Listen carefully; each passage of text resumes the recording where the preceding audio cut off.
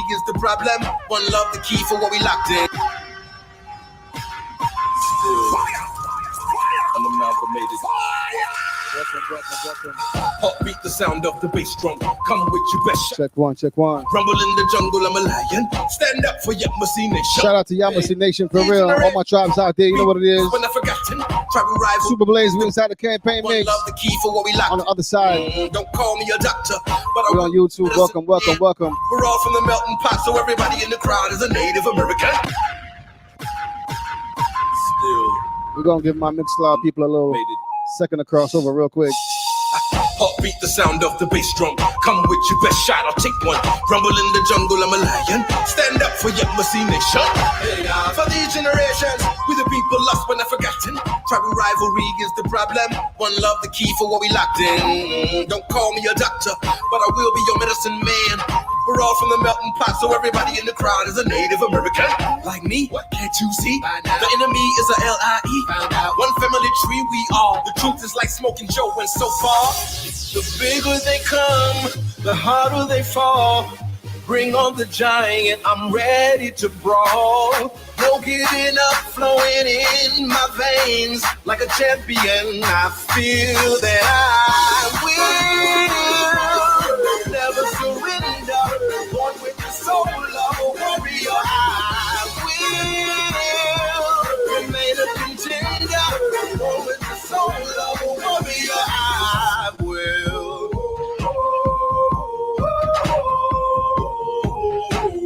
Hey y'all, hey y'all, hey y'all, hey, hey, hey, hey, hey, hey, hey,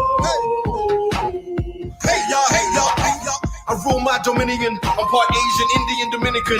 Back to Hindu, Dravidian, so Mexicano loco, man. Yes, Egyptian fits my description. Yes, I'm training hard for the mission. Yes, I'm a country boy from the south, and mama said knock you out. I'm in the ring like the bigger they come, the harder they fall. Bring on the giant, I'm ready to brawl. No getting up, flowing in my veins. Like a champion, I feel that I will never surrender. One with the soul of a warrior, I will remain a contender. One with the soul of a warrior, I will.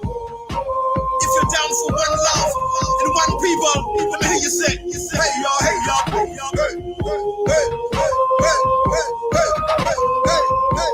One finger in the air, hey y'all, hey y'all. Somebody wanna Yamasi me, break it down, down. Watch me break it down, down. Watch me break it down. Somebody know that Yamasi, we break them down, down. Yeah, we break them down, down. Yeah, we break them down.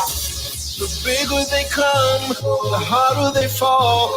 Bring on the giant, I'm ready to brawl. No getting up, flowing in my veins. Like a champion, I feel that I will never surrender. Born with the soul of a warrior, I will remain a contender. Born with the soul of a warrior, I will. Truth can't be so it gotta be realized. Yes, Truth can't be so it gotta be realized. Freedom ain't free, it ain't legalized. Can't be so it gotta be realized. Freedom ain't free, it ain't realized. Freedom ain't free, it ain't realized. Freedom ain't legalized. Realize. Freedom ain't free, it ain't legalized. Realize. Freedom ain't free, it ain't legalized. Realize. Yeah. Slavery was a long time ago. How? Same motherfuckers still here right now. Colonized on our land, they ahead of us. Changed our name so much, they scared of us. Children of the sun, y'all don't compare to us. Pale-faced people, this ain't y'all area. Talking about America. Pale-faced people, this ain't y'all area. Stack that bitch up, right? Yeah, truth can't be told, it gotta be realized. The truth can't be told, it gotta be realized. Freedom ain't free, it ain't legalized. Can't be told, it gotta be realized. Freedom ain't free, it ain't realized. Freedom ain't free, it ain't realized. Freedom ain't legalized. Realize. Freedom ain't free, it ain't legalized. Realize. Freedom ain't free, it ain't legalized. Realize. real life.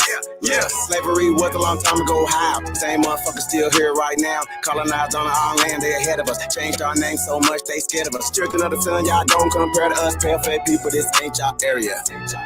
Talking about America, pale face people, this ain't y'all area. Even up the playing field, bitch, I'm darn. How you a victim, bitch? You a can. Cognitive dissonance, you don't need sperm. You got one time for Chris Jackson. Welcome. Looking at my homeland, man. What up to my bro Trail? Came here, they never leave here. Indians ain't die off cause we here. You 10 time for Montaigne. You won't be here. Raw trucking. What up? Indigenous 400 years still ain't get rid of us. All Europeans, naturalized citizens, made all the Indians niggas on the census. 1492, we was. What up, Miss Sherry? Long time no see. Everything all good? Black Wall Street, whites got so offended. Common law rights gave us amendments. Think I don't speak truth, that's alright. First slave 1619 was all white. 1200 wasn't no continent, all white. Europe named after a black woman, alright. Graph did it come from us? Do your research. One time for the chat, for real. Listen to the teacher and the Nuki got boys coming out the speaker. Cut off trees that made us weaker. Stack that bitch up, Mike. Gotta play that back one more time, man. Yeah, truth. I can't talk over this song right here, man. Listen real quick. Yeah, man. Truth can't be told, it gotta be realized. Freedom ain't free, it ain't realized. Truth can't be told, it gotta be realized. Freedom ain't free, it ain't realized. Freedom ain't free, it ain't realized. Freedom ain't legalized. Realize. Freedom ain't free, it ain't legalized. Realize. Freedom ain't free, it ain't legalized. Realize. Yeah, slavery was a long time ago. How? Same motherfuckers still here right now. Colonized on our land, they ahead of us. Changed our name so much they scared of us. Children of the sun, y'all don't compare to us. Pale face people, this ain't y'all area.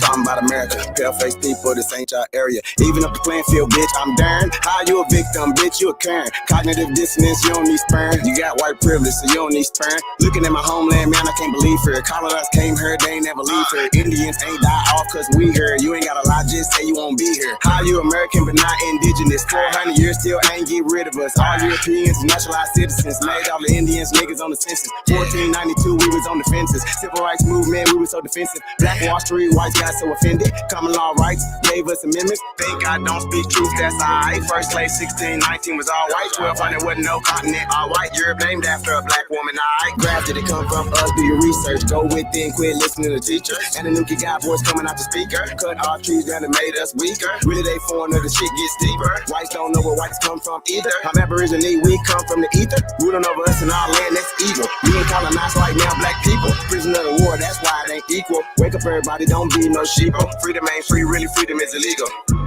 And we can't get mad at this. Whites act like we can't see their advantages. Privileges real, they working in management. Low down, dirty, but they calling us savage. They want you to think they above us. All white people are part-time judges. I ain't no racist, but I ain't no sucker. I ain't no African, but they my brothers. Been lied to, I got built up anger. We built everything, still waiting on the savior. Don't call yourself black, please do me that favor. Black tourmaline will protect you from a hater. Listening to your oppressors is dangerous. Gave us a Bible and stole our nation. Said we couldn't read what we didn't know the language. Kept us on paper because we didn't see the danger. American Indian, keep the religion. Skin copper color look just like a penny. Wanted our land and you called us stingy. Ain't no Democrats there to gotta pay attention. We got ancestors but the papers is missing. Kings and queens but you can't remember. Remember who you are, just like Simba. Now they got our backs, we don't want that in us. George Washington is the ninth president, look it up. United States only 10 square blocks, look it up. White people really the minorities, look it up. Courtrooms don't got authorities, look it up. You want me, say stop governing me.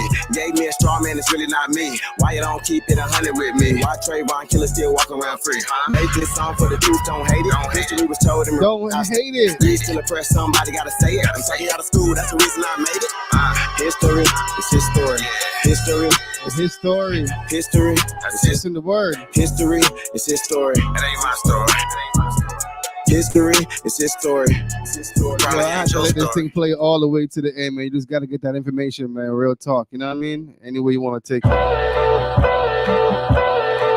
Let's go. I've been building mounds, not a mouse. Turf the pyramids, school of thought. Follow. Shout out to my mom builders out there. You know what it is, man. That lineage. Y'all niggas look small from the view of my pyramid. Hey, look at that from my pyramid. I've been building mounds, not a mouse. Turf the pyramids, school of thought. Follow God, fuck with y'all. Have a mind before a pyramid.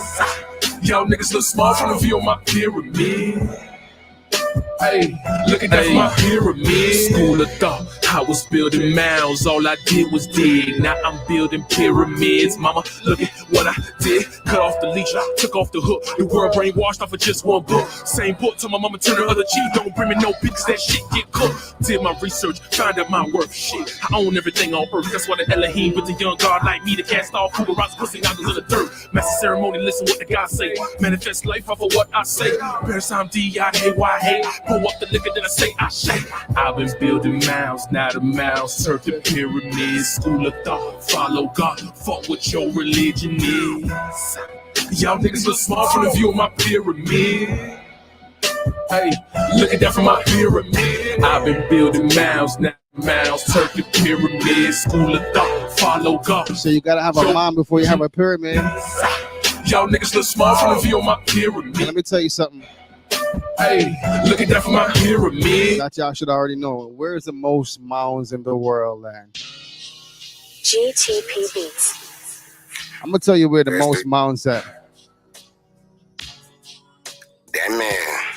Shout to Nine, shout to Tukuse. Look. We're gonna catch up with him in a minute. America, America, America, America. America. America, America. To Mary. America. That's where the most mounds at. America, America, America, America. I'm fucking with you alone. Let's go. America to Mary. America to Mary. America to Mary. America to Mary. America to Mary. America to Mary. America to Mary. America to Mary. Treating me like you cheating on me. I got an SSC and they leeching on me. Shout to Love on Purpose. What up? What up? All you want to do is tax me. You ain't even really asked me. Ain't no full disclosure. Made me feel like it's over. We ain't break up, no closure. We ain't get no domestic. Is you foreign or domestic? Respect it or you can check it. I care about this country. I care about this country, but this country ain't got no love for me. It's treating me all monkey. On the boat is how they got here, and just look around, it's a lot here. They really put down the plot here, but they birthrights, it's not here. I'm from the soil, copper color. I ain't black, no crude oil. Thinking about this two-door. America, America, America, America, America, America, America, with you alone. America, America, America, America, America, America, with you alone. America to Mary, America to Mary, America to Mary, America to Mary, America to Mary, America to Mary, America to Mary, America to Mary. How you claim you a Democrat if it's two Republic for which it stands? I ain't voting for nan one. Both of them can't get these hands. One nation under God. What God they talking about? What nation they talking about? Overseas is all they talking about. Aborigines need the funds here. All youth trying to have fun here. Inflation stay on the rise here. Everyone in disguise here. New laws a surprise here. Everyone get to hide here.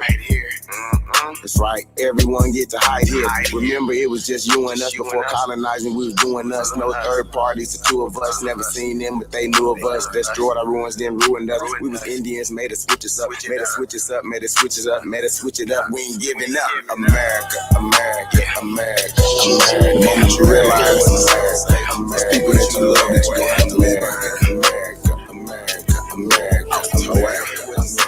America, with you alone. Yeah, America to Mary, America to Mary. The moment you realize people that you love that you don't have to live behind. I was told, look. We at war. Everybody can't go though. Some of us vibing high. Everybody can't go though. Some of y'all might leave family behind. Everybody can't go though. Could've completed, but you get deleted. Some people are defeated, so you feel deleted. And knowledge is medicine, knowing you need it. If everyone go, I'ma know that you cheated. You think I'm conceited, I'm feeling completed. Life is a game and I'm planning to beat it. Life is a game and I'm planning to beat it. Everybody can go though, beat it. You was ascending and starting to win. No pretending, actually win. Low vibrations, box you in. Who keep letting them toxins in? All my people are toxin us. Everyone on our toxin land. Ancient like cosmology. I am the source, I go within. I can't go unless I go to win. Really a God supposed to win. Anyone that's trying to get with me, just start doing the most you in. Trying to turn up, it goes to 10. Blood type O, you almost in. Minarchin, we all go in. G, I'm a rude, we all go in. Bring me the water, but can't make you drink. No, I'm not here to just make you think. If anything, I'm here to just make you fight. It's all ours, just make it right. Turn up. Let me tell you, I don't like reading. Freedom ain't free, you broke, I get it. Let me tell you. Let's go. Me wake you up, you sleeping. Niggas are sleeping, scalping season. Some of y'all sleep through all this treason. Government beefing, now you vegan. Need autonomy, really don't need them. Now we rock this house is freedom. Really gonna hurt my heart to leave them. Really gonna hurt my heart to leave them. This assimilation or a cycle, they be hating on you for survival. That's why I don't mess with the Bible. Ain't nobody tribal going viral. We original, we hold the title. Lot of work to do, how you idle. Ain't no false idols in they bio. We ancient for ancient in Ohio. Say what you want and do what you do, but I'm starting to get, I don't know about you. Gotta go within, can't go on YouTube. If you think you know, you ain't got no clue. Say what you want and do what you do, but I'm starting to get it, I don't know if you do. Gotta go within, can't go on YouTube. You thinking you know, you ain't got This is my no. part right here. Yeah, war. Everybody Everybody, yeah. hey. Some of us vibing high. Everybody can't go there. Some of y'all might leave family behind. Everybody can't go there. Everybody Could've can't go, you completed, heard? but you get deleted. Some people are feeded, so you feel deleted. And knowledge is medicine, knowing you need it. If everyone go, I'ma know that you cheated. You think I'm conceited, I'm feeling completed. Life is a game and I'm planning to beat it. Life is a game and I'm planning to beat it. Look, gotta be. Look, everybody can't go, though, beat it. Turn up. Turn up. So pull me up, yo. Pull me up, yo. Yeah. Absolutely Estelusti. That's what it is tonight. Shout out to everybody that's here with us live. Hope you had a good, Turkey Day and all that good stuff. You feel me? I think that people needed to know Thanksgiving, give thanks. Even if you just got a good meal with your family, you know what I mean? However you might have went about doing it. Music Media Lounge, www. Music Media Lounge. It's your boy Mac Aether. Shout out to BSB, Gotta Green, Baron P, Firebird, Super Blaze. Shout out to the Party Social Club. You already know what it is. Shout out to the Party on a lot of levels of what we're doing right now. Shout out to you. Shout out to everybody again that's supporting what we're doing, from likes and subscribing, supporting however you doing it. Obviously, theatomousparty.com. You know what I'm saying? You can go check us out there and show your support that way too. And when you show your support through our Patreon, we do have set up, you get access to most of the joints you see, links and everything that you might not be able to read through the whole thing, but for a little change, we put it there. You support us, we make sure you get access to whatever the case might be, and obviously other ways for you to reach out to us. Shout out to Clubhouse, shout out to fan base. You know what I'm saying? Shout out to all my dudes last week that pulled up on us for the panel discussion. It was a great turnout, great discussion. Shout out to each one of y'all. Obviously Lee Cummings the week before that. You know what I'm saying? Right before, after that, we shout out to the Black Seminole Project, Zarian and Dr. Dixon, Anthony Dixon, that pulled up on us. We've been on the road with some people that pulling up on the party, we got some stuff coming in the new year, but we getting ready, going into this holiday time of the year. As you see, this first one just passed. You had Turkey, might have slowed you up a little bit, so we're slowing down ourselves in this time of the year, just getting things right. So everybody, hopefully, again, give thanks. Thanks is given. If I even have Blaze play anything, because we got two joints, we bring the guest up, and we go into the actual build. I wanted to give you some information about Thanksgiving. God, can we get that real quick before we do this? I want to give you some information about Thanksgiving. Now, I heard some folks say, this is an Indian holiday. And I said to myself, that don't sound right. No, that's not right. So what we gonna do is I'm gonna show you some stuff, because some people might not be aware. You know what I mean? And I think we've done it, but just in case. You know what I mean? We've been, shout out to the party. We've been here 3 years on this platform, Music Media Lounge, Mixcloud, YouTube, doing what we're doing on this Sunday afternoon, evening, depending on where you're located, right? So boom, at the top though, can you go give me the top real quick? Just make sure they see the top, because it says something. I want you to walk into something on this. Make sure it's right there in your face. Are y'all getting the echo out there in the audience? And make sure, is it just me? Again, I'm hearing myself. I don't know if it's just me. I want to make sure I wasn't tripping. If y'all hear me, let me know if you're getting a double or out there, just in case. Anyways, though, Thanksgiving is definitely a religious holiday rooted in Judeo-Christian tradition of our country. Although the secularism of our present culture may have turned the focus more to feasting, football, and family gathering, we must not forget the history and the religious significance of this American holiday. You find Judeo-Christian tradition. Actually, the first Thanksgiving Day observance originated in Virginia on December 4th, 1619. 38 English settlers arrived at Berkeley Plantation on the James River near present Charles City, Virginia. The settlement's charter required that the day of arrival be commemorated as a day of Thanksgiving. Um, Actually, I'm still getting it though on my side, Blaze. It's an open line or something. Um, Coming down though, as we get a little bit further down, it says most Americans, however, you know what I mean. As it says that on the Atlantic, the Mayflower, y'all probably heard all this because we don't got a lot of time to be doing all that right now. This is obviously again November 21st, 1620. You know what I mean, all that good stuff. But then, funny enough, come down a little bit more, guys. Get to the part where it says 1789, so we can get to a factual situation of some things. That's all I want to highlight of this situation. And then I'm gonna show you something before we go into our actual joint tonight, because I want to give thanks the proper way. It says that gradually the celebration of Thanksgiving became a more national and permanent event. In 1789, the Protestant Episcopal Church declared the first Thursday of November as an annual day of thanksgiving to Almighty God. And then it kind of walks you down. Since 1817, New York State officially celebrated Thanksgiving Day. In 1859, the custom of Thanksgiving Day has spread to 28 states and 2 territories. Virginia was the first southern state to institute the holiday. In 1863, President Lincoln designated the last Thursday of November nationally as the day of Thanksgiving. So it's been jumping around in Thanksgiving in November, been bouncing around, you feel me? From the first to the last. Shout out to my pops. He's actually was born on Thanksgiving. You know what I mean? Happy Earth Strong to my pops. You know, see another year. And it's just, well, funny enough, President Johnson, 1867, President Grant, 1870, continued the practice. The fourth Thursday of November would continue as a national day of Thanksgiving until 1939, when President Franklin Roosevelt moved it 1 week earlier to help businesses by lengthening the Christmas shopping period. Finally, in 1941, Congress legislated that Thanksgiving would be observed on the fourth Thursday of November and would be a federal holiday.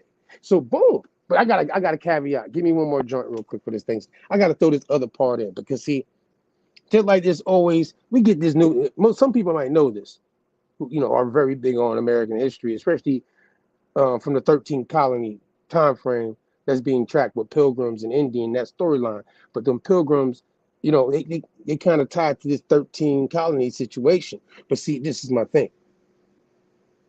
I'm in Florida, so I'm gonna be biased. I can't let you get away with it. See, that's what it is. Shout out to all my Floridians out here. They always say we crazy, but we ain't that crazy. We know this. Some of us might not know that either, so I'll stop bragging. The first Thanksgiving on September 8th, 1565, Pedro Mendez de Aviles and 300 Spanish settlers founded the city of St. Augustine in Spanish La Florida. As soon as they were ashore, the landing party celebrated a mass of Thanksgiving. Yeah, Thanksgiving. And I remember they told you before it was kind of like tied to the biblical people, Judeo-Christians. Well, what do you think the Spanish people were? Judeo-Christians too. Just a little more rooted in the Judeo probably situation being as earlier and Spanish are involved. We're going to be talking about a little bit of that territory. Castillo. Matter of fact, that last part, I want to make sure I shout it out. Shout out to Estelusti, Almacario. You know what I mean? Can you slide down a little bit more? Give him that right there. That right there. Right. That's all I need right here. Where it says, this was the first community act of religion and Thanksgiving in the first permanent European settlement in North America. It took place 300 yards north of Castillo de San Marcos at what is now the mission of Nombre de Dios, like Indios.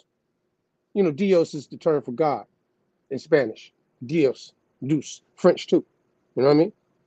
So there it is. This event is commemorated today by a 200-foot cross, which stands on the original landing site. St. Augustine, anybody that's in the area around there, you can go check it out. It's a landmark and all that kind of stuff. Nombre Dios, and don't forget the Almacaris, because they didn't put that on this joint, but it's there if you go to the joint in history. You know what I mean? Yeah, they were talking about us. And the first group of Indians that are in contact in this situation are the Timucua. And the Indians that were dealing with the Pilgrims that we usually know about are the Wapanaki. some other tribes as well. You know what I'm saying? Just in case I don't mention all of them, but just briefly. Shout out to Thanksgiving. Blaze, give me one or two joints, and we're gonna come right back and we'll get straight to it.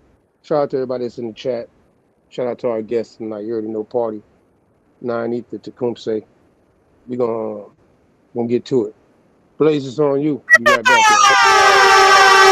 Yeah, you listening to Super Blaze. Let's go.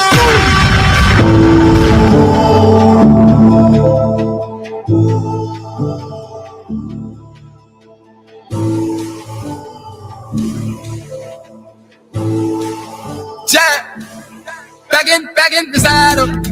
Yeah, moving at the speed of light, heading in the battle. Running through the dark in the night now. We gon' spread our wings and take flight now.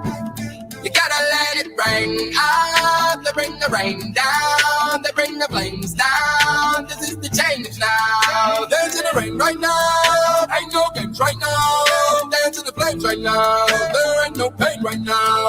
I had enough, I got a strange feeling, I got a new healing, feel like a new human. So lost in the world out there, you need the same feeling, you need the new healing, become a new human. They say we strange, it's blood that's in our veins. Heaven's on the way, and love's the only way. Yeah, we going up. I got a strange feeling, I got a new healing, feel like a new human. Let out the old things go, let out the good times go. Let out the old things go, we came to rock and roll. Brand new side with a brand new vision. We all gotta win now, my heart is all in now, committed. Brand new life with a brand new living, yeah. Get in the kid now, singing in the wind now. You gotta let it rain out, yeah. They bring the rain down, yeah. They bring the flames down. This is the change now. Dance to the rain right now, yeah. Ain't no games right now, yeah. Dance to the flames right now, yeah. There ain't no pain right now. I had enough. I got a strange feeling, I got a new healing, feel like a new human. So lost in the world out there, you need the same feeling, you need the new healing, become a new human. They say we strange, blood that's in our way, heaven's on the way, and love's the only way. Yeah, going up. I got a strange feeling, I got a new healing, feel like a new human. Let out the old things go, let out the good times go. Let out the old things go, we came to rock and roll. Let out the old things go, let out the good times go. Let out the old things go, we came to rock and roll. I had enough, I got a strange feeling, I got a new healing, feel like a new human. Fire!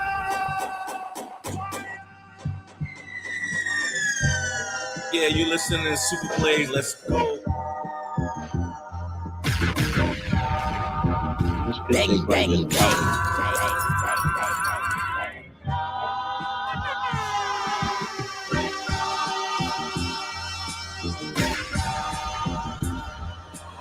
Pardon my autonomy. I know one day they'll honor me. This ain't pertaining to 28 Deuteronomy. Self-determination, controlling our situation. Ain't no more indoctrination from pale faces. How the fuck you bump me and broke but a pair of races? My lineage free people of color with a left make each nigga. This right here maroon, now it ain't burgundy. If you plotting murder, I'm certain that you'll need surgery. Hurt from when the burner squeeze. Protecting tribe business. Only consulting with governments, tribe to tribe with it. Please don't confuse us with those considered native.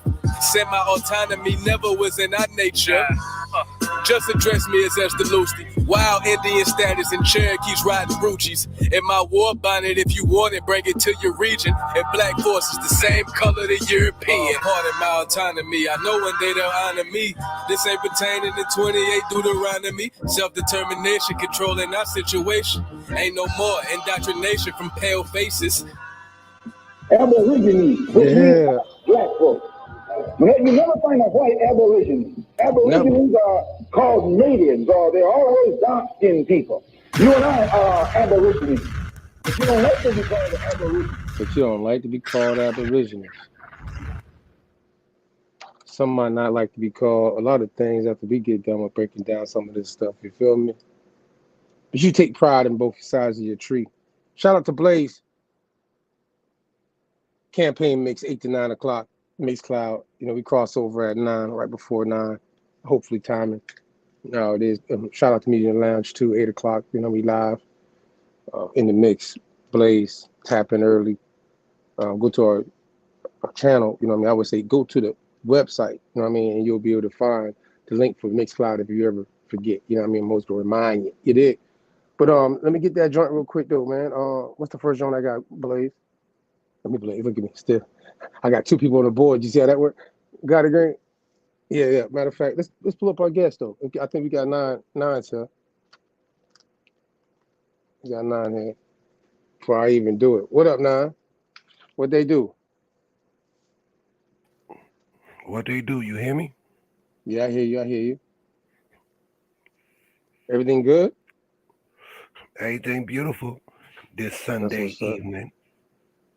That's what's up. Shout out to Maroon J. Show. I just caught the last part when he said the black forces, same color as European. Yeah, you heard that? I just caught it. I've been listening to it since it came out. I just heard that one part though. Okay. Well, shout out to Super Blaze, God and Green in the back, Autonomous Party, Mac, Ether, Tecumseh on his way. Everybody in the chat. Take it away, bro. Yeah, man. So again, we've been covering certain series and information. Kind of think about this year, especially what me and you've been doing as a series, dealing with the El Negro series. Making it concrete that this term and the etymology, the history, the people, is tied to these Portuguese, the Negro, as far as the origin of this word. At the same time, with that being said, it's still some people ain't getting it. You know what I'm saying? Still, when we show because it's like it's weird that people don't capture really this the origin. This word is belonging to a group of people who spawned it. Yaya El Negro. You know what I'm saying? And that even the first village with the Negro term on it is tied to a European area. They would say Lisbon. Lisbon is not in West Africa. You know what I'm saying? Now, it's not to say that there isn't a land of the blacks or a Negro land or, El Sudan, in West Africa. You know what I mean? But this word Negro is going to be associated with Lisbon. You feel me? Now, again, though, shout out to Black Sooner Project. And then the week after that, before we did the joint with Lee Cummins, I had to point out some things in with the Estelusti in the term Lusty, because the question was Lusty, you know what I'm saying? What's the origin of it? Just like Muskogee, Muskoka, Muskogee, however you pronounce it in the different ways you can see it spelled, right? And when you start looking up this word being tied to a Ladino term, I said Ladino, right?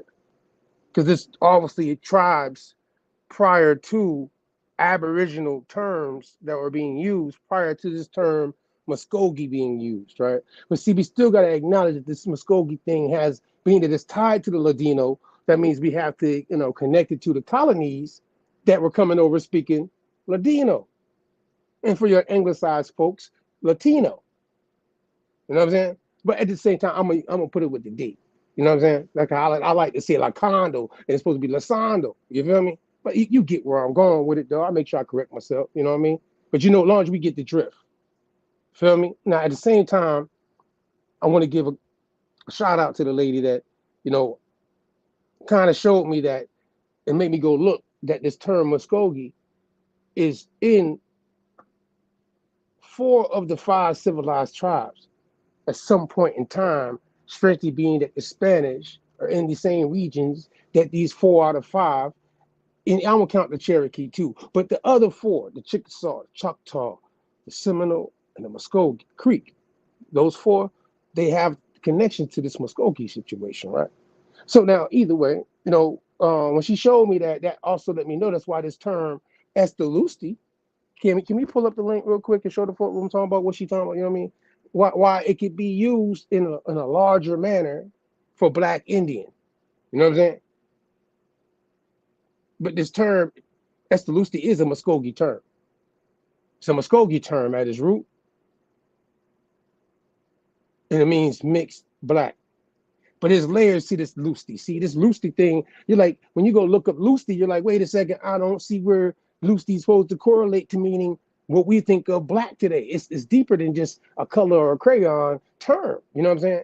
And also the fact that it's tied to the Negro one drop rule should bring some discussion to it. And this again, I'm going back to the law right here real quick from her position and what I know how she wrote it from. Washington Lee Journal, Civil Rights and Social Justice, Trials and Tribulations Beyond Sovereign Immunity, and Toward Reparation and Reconciliation for Estelusti. See what I'm saying? Shout out to my Estelusti Almacario. You already know we out here outside with it. Shout out to all my indigenous people fighting because they've been hit actually with something that the Estelusti situation can point out.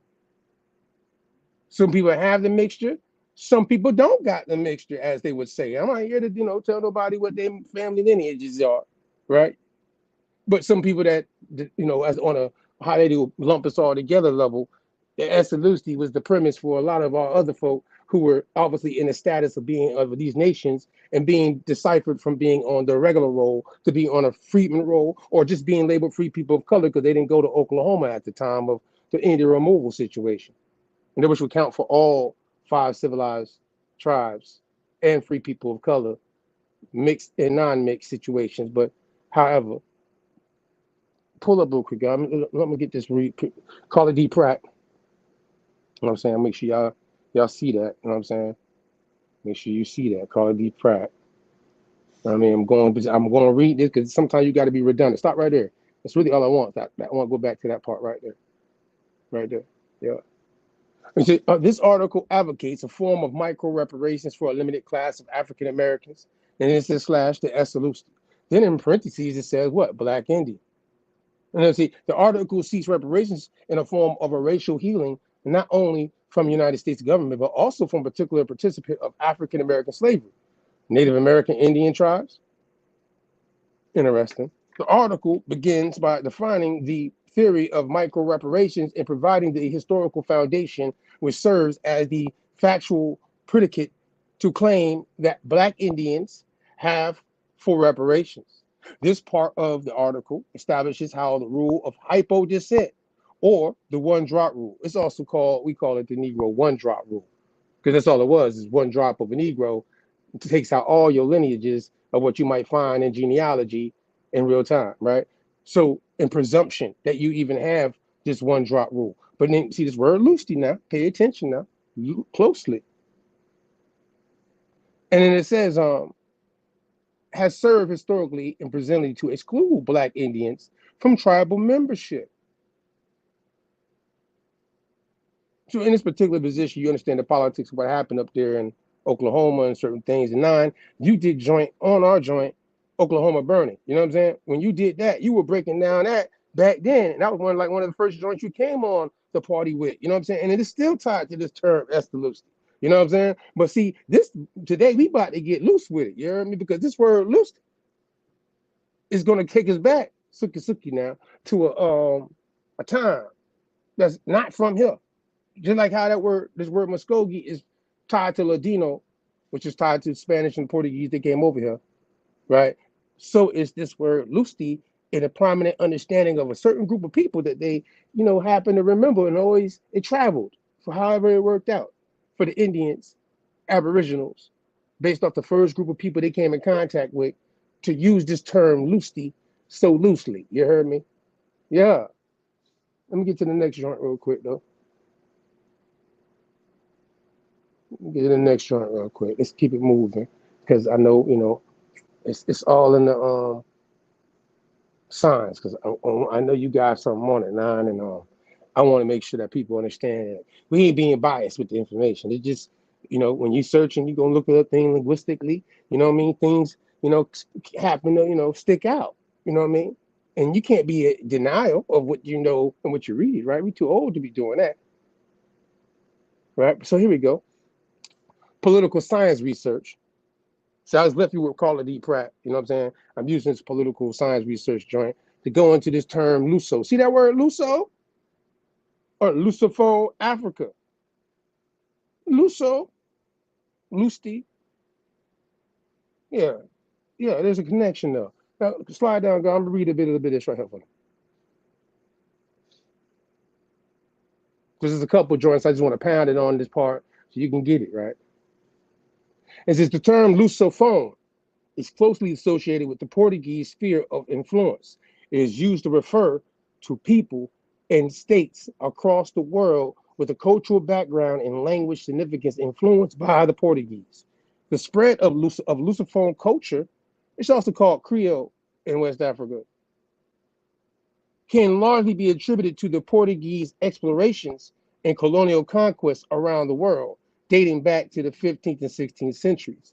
Presently, Portugal's former colonies continue to hold a keen cultural affinity with their former colonizer. Most notably, the Portuguese language remains the official language for many countries today, including, you see the first one on the list, and remember that first one, Angola, Brazil, obviously Brazil, right? Right here, Cape Verde, East Timor, Guinea, Basu. So just to let y'all know too, see how that word Negro belongs to the Portuguese as far as the origin of it. So does the word Guinea. You know what I'm saying? Guinea belongs to the Portuguese too, right? Now Guinea Basu. It says Mozambique. I always mess up that one. Mozambique or a Q if you want to add that part. Mozambique, right? You can the other part silent. However that word. And Portugal and so what is it? It's French. That's why is it quiet like that for a reason. Mozambique. No, beak. That's it. I was had it right the first time. See, it'd be tricking me sometimes. Hey, I'm catching, make sure. Some people might be saying it wrong too now. I'm out the country with it comes swamp type thing. I don't say these words every day. Feel me? Portugal and Sao Tome, or that's Saint Tome, by the way. Saint Tome, Sao Tome, and Principe, or Principe. It said Lusophone Africa specifically refers to the 5 Portuguese-speaking African countries once colonized by the Portuguese. Once again, it goes through the same areas where these people are at. You know what I mean? Now you slide down a little bit more, guys. Just a little bit more. Just a little bit more. We're gonna get off this one. Go to the next one. I want them to see this too. Of all European powers involved in colonialism, the Portuguese were the first to seek territories in the African continent, using a trade as a motive and driven by the need to acquire riches for the crown. Portuguese sailors combed newfound territories in search of wealth for their small European homeland. And on August 21st, 1415, just to give you a timeline how long these folk in Africa, Portuguese seafarer Henry the Navigator landed in Ceuta, which is presently a Spanish territory enclave near Morocco. After Henry's arrival in Ceuta, further excursions along the West African coast followed as explorers sought gold and slaves. Portuguese Guinea, also known as Guinea-Bissau, became a Portuguese colony and a major source of slaves in 1447. Remember, they said you ain't even bring no slaves to America. They ain't even come to America until after 1492 now, right? So ain't no way in the world they could be talking about them bringing them over here, right? Huh? In 1462, the inhabited island of Cape Verde off the West African coast was colonized. And that's where they sit in these folk, by the way. And then slaves from the northern West Africa were shipped to the island to serve as a labor force. Next in line was the Mozambique, a tragically situated nation on the East African coast, colonized in 1510. So this is later on when they got that, though, see? This is other, because they was already in Brazil in 1494. So they was there before they was on the east coast of Africa. This is other colonies, such included the islands of Saint Tom, Principe, which served as a stopping place for long distance Portuguese voyages headed to Brazil. See, look at that. Lastly, the resource-rich Angola was colonized in 1576. Angola keeps popping up now. You see that. I wanted to make sure I get that in. It's something. And before I go to the next clip, is there anything you want to say about that? You seen so far now? You can pull up the next one, Joe. So far? You can hear me? Yeah, I hear you. Nah, that's on point. And them Portuguese 5 colonies, Azores, Cape Verde, Saint Tome, Cochin, and Meridia. So you on point. Keep cooking. For sure. And that's from 1420 to 1503. 1420 to 1503. Right. I mean, I think it got to 1510, but still, either way, you can put up the next one, God. Oh yeah. Goa's 1510. Go. Is Goa it spelled and Malacca. Malacca? Yeah. Hmm. Malacca. Malacca. And Yeah. Goa is Goa. So Goa is 5'10", Malacca's 5'11". But yeah, keep Word. going. I so boom. This will give you just in case someone might say, "Well, Mac, that's Luso African. That's just the Portuguese." Well, that was they didn't come to North. They didn't come to North America. Okay. Well, guess who did? The Spanish did, and they're speaking Ladino too. That's the trade language that these all people are connected to, and they're using the term because Luso is funny enough. It's tied to the Portuguese, but it's tied to the Iberia. Technically, it's tied to Iberia. Okay, that's what you need to understand even more deeper. The term Luso is tied to North, South, Iberia. You know what I'm saying? Now, Luso Hispanic world in maps. Spain and Portugal expanded rapid fashion from the Iberian Peninsula in southwestern Europe following the late 15th century discoveries along the African coast, the Indian Ocean, and the Americas and Asia. New discoveries and exploration brought with them the need for improved information and descriptions and maps at the Luso Hispanic world began to form in the early years of the 16th century, which is really the 1500s for us to really think about that. Because that's how they do century, they always be ahead. But either way, this is 1494 when they had their treaty and everything. You slide down a little bit more. Make sure y'all get this Luso part down though. See, I don't want y'all to think we capping, right? You stop right there. Yeah. This is the Iberian thrust carried with the need for carefully constructed and accurate maps of vast areas of the world previously unknown to Europe. Earlier on, both the Spanish and the Portuguese were compelled by practical purposes, not excluding shipping and material losses in uncharted waters, to establish special mapping agencies to ensure the most accurate and up-to-date information from newly uncovered lands. The drive on the part of the two Iberian powers to expand the limits of European knowledge of the Atlantic world rested on the legacy of two independent and important efforts of each kingdom. I said that right. And in early 15th century, Portugal's Henry, navigator, assembled the finest cosmographers, navigators, and cartographers and sagers to compile information about the Atlantic world and the African coast. In 1507, Spain's king, Ferdinand, established the office of Polito Mayor in Casa de Contracción, all them good stuff, in Seville, to assemble systematically and to concentrate the latest geographical and chronological data from the lands newly uncovered since Columbus in 1492 voyage to the Americas. Spain and Portugal were at the forefront of knowledge regarding the rapidly changing concept of the world and its surprising resources. So I wanted to make sure you see that right now. You know what I'm saying? To make sure you understand. See, a couple different sources. Henry the Navigator, Portuguese goes into Africa first. Clearly, that term Luso is in Europe going into Africa. But you know, this word Luso, it has again, I ain't got to the deepest part yet. See what I'm saying? But I'm showing you even in the 1500s how it's getting to Brazil, it's getting to the Americas, it's getting to Africa, it's already in Europe, right? Now, slide guy.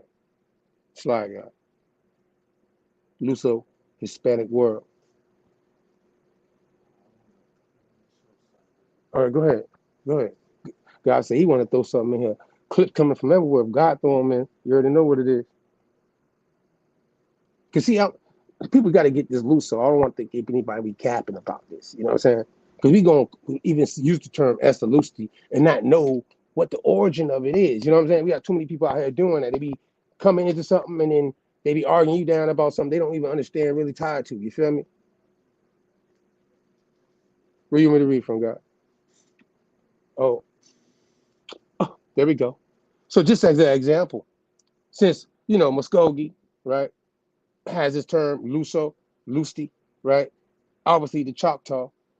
So although Lusa is the general Choctaw word for black, and it's pronounced Los in isolation, black wolf in Nashoba, Lusa in Choctaw.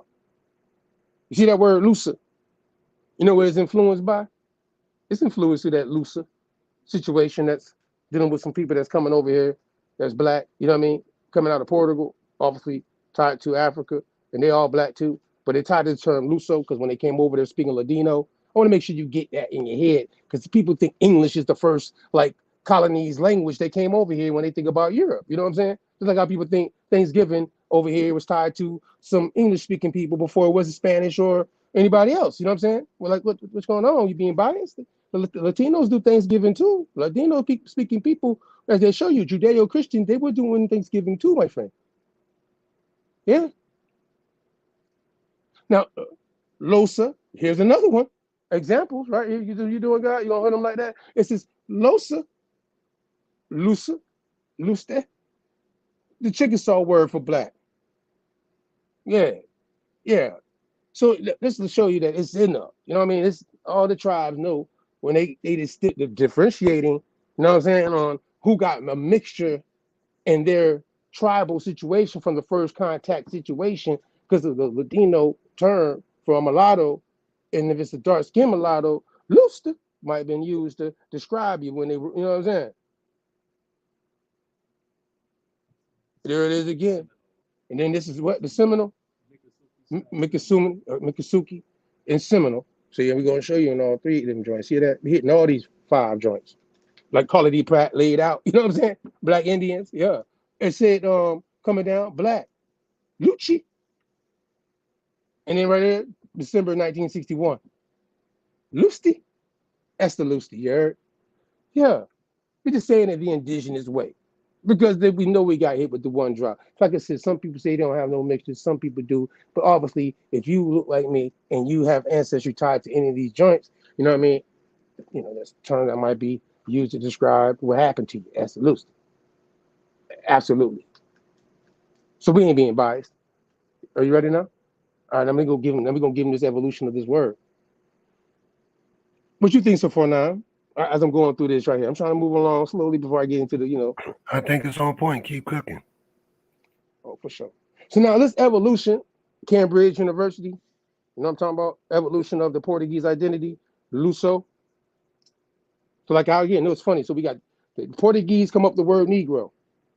They come up with the word, this Luso term is tied to the Portuguese. The Guinea term is tied to the Portuguese. All right. 3 different words tied to technically the Portuguese. You can slide up. You slide up real quick because it's going to mention some of the places we're going to show in a minute. And I want to make sure they got this first part though. Shout out to Alpha because he always corrects me. I got it right now though. I'm getting my Ladino pronunciations better. You know, I'm rolling my R's better and everything. Be reading this shit. You heard me? Now it says during the late 15th and early 16th century, Portugal established a trading presence along the Upper Guinea coast from Senegal to Sierra Leone. Remember Sierra Leone, right? Remember that later on.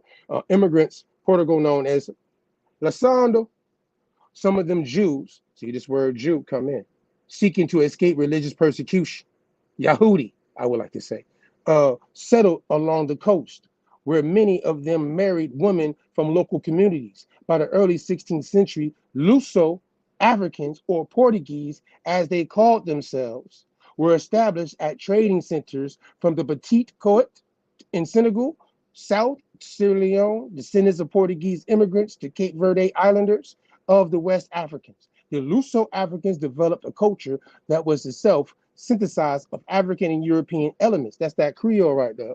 Rich historical documentation, also a case study of the changing ways of Luso Africans identified themselves over the course of 3 centuries. Now, I mean, you're going to come down there at Senegambia, and just different places in West Africa tied to this Luso African Portuguese, which means we're talking about a dark-skinned Portuguese person. And obviously, they're being kicked out, Lasando, because this is another term tied to the Jew, Yahudi, in this time frame that's being kicked out, expelled from out of Europe, or what we call European area of Portugal, and Hispania, Luso Hispania, and they are going into North and West Africa at these times because their people were already in North and West Africa prior to them being expelled. Just so you didn't, if you missed any of the clips before saying that, you might not have got that, right? We'll make sure you got that, right? You know what I mean? So now, boom, the offspring of these Lasando. See, I can't help it sometimes, right? But it says, in African Domingos, north of present-day Basu, the offspring of these Lasando. I can't help it. Laconda. I want to say it so bad. Like saying Wakanda, Lasanda. You know what I mean? And the African women were called Filos de Terra and were generally considered to be Portuguese.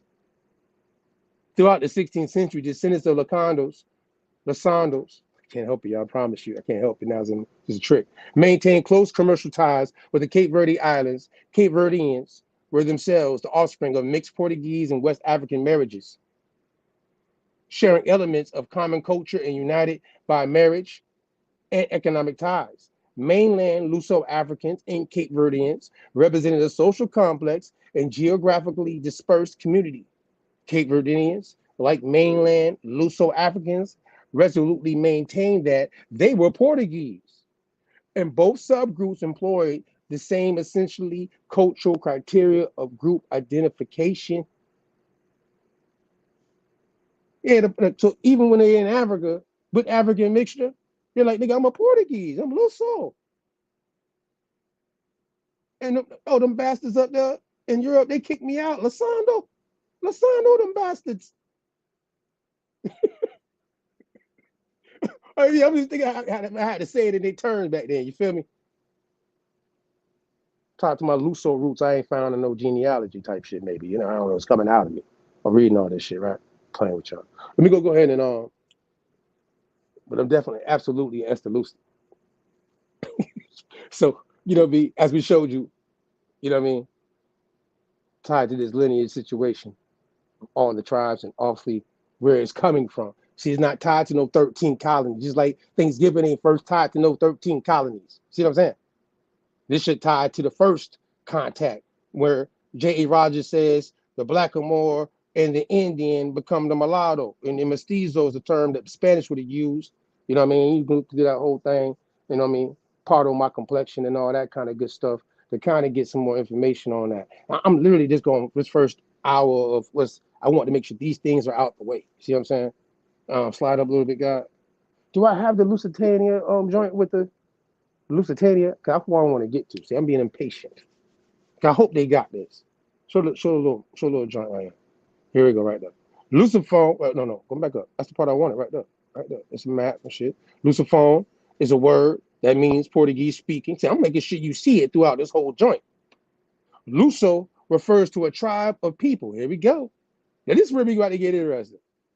See, Luso refers to a tribe of people present in western part of Iberian Peninsula. Lusitania. You ask yourself. So you're wondering, like, all this time, this Lusophone, this Luso-African, this Luso, all this, right? What's the origin going to? Well, it's going to Lusitania. It's right there. Lusitania. And I could have used it, God. We might have to pull it back up. You heard me? My submarine. I want to bring that. I might have to. You never know. But either way, during the centuries preceding the Common Era, the word is applied to all countries where Portuguese is spoken. The Lusophone countries are Portugal, Brazil, Angola, Cape Verde, Equatorial Guinea, Guinea-Bissau, East Timor, Gao, you know what I'm saying? Macu. This guy focuses in Brazil and all that good stuff right there. We can show a little quick map. Now, I want you to know this term Lusitania is tied. When we say tribe, this is a Celt-Iberian tribe. Okay? I can't help it. I was holding that in, had to let it go. You know what I'm saying? The Lusitania part. See, this is prior to being called Portugal in the first place. See, Portugal is using the term Luso and everything because of the fact that the name of the province tied to Rome is literally called Lusitania. Now look, the crazy part, in the same Lusitania area, you see that word right there? You see where Lisbon is? You know, this is where I want you to come in now. You see that? I want them to see that.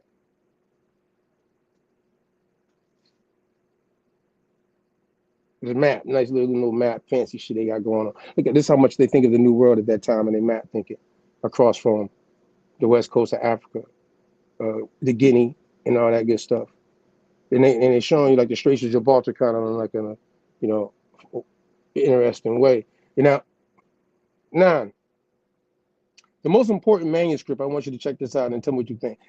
Surviving the early age discovery, the Catino world map is named for Alberto Catino, an Italian diplomatic agent in Lisbon who obtained it in 1502 for the Duke of Ferrara.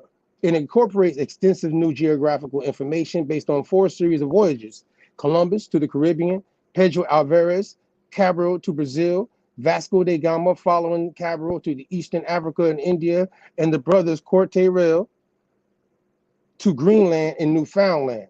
And by the way, Labrador is tied to them Luso people too, by the way, y'all. Except for the Columbus, all has sailed underneath, by the way, underneath the Portuguese flag, besides Columbus. So I want you to, you know, because what you did with the not, you know, with that series El Negro, and we know that Order of Santiago, you feel me? Just a little brief part on this. What you think about that? You can hear me? Yeah, I hear you now. You good? Yeah, definitely. That's the at that time, like you said, Order of Santiago, you put that 1502 down, and that whole area in that time frame. And Order of Santiago, Columbus's wife, Isabella, was one of the 12 what they call commanders of the female branch of the Order Santiago. And excuse me, not even female branch, because they are one of the few that let the women in the order. And they have 12 female commanders. And therefore, she's directly to that Order of Santiago. And knowing that Columbus's true bloodline is to Zarco, Zarco had actually got letters of marque. Well, we wouldn't call them letters of marque, but decrees from Henry the Navigator that you spoke about. So now Zarco, he gets these decrees to be the main navigator under Henry the Navigator. And Zarco, which is attached to Yaya's father, Columbus's father, he's actually discovering Porto Santo and a lot of the Meridian Islands at the time. So it's all falling in line with the Portuguese monarchs and of that time, basically. Word up. And that's why I know what you've been covering, dealing with the things you're digging up these people, you know what I mean? Like genealogy, you know what I'm saying? When we've been following these people like genealogy, you feel me? Not just on nothing religious here, just who these people family is and where did they go and where did they come from type of thing. We can show that through that record, you know what I'm saying? Ain't gotta be biased at all when we do these joints. Give me the next joint real quick though. I want to show something to y'all though. This is the funny part about Lusitania, right? Now that we showed you all that, because you know when people say you show Wikipedia, so you know I didn't want to use just Wikipedia to prove no points.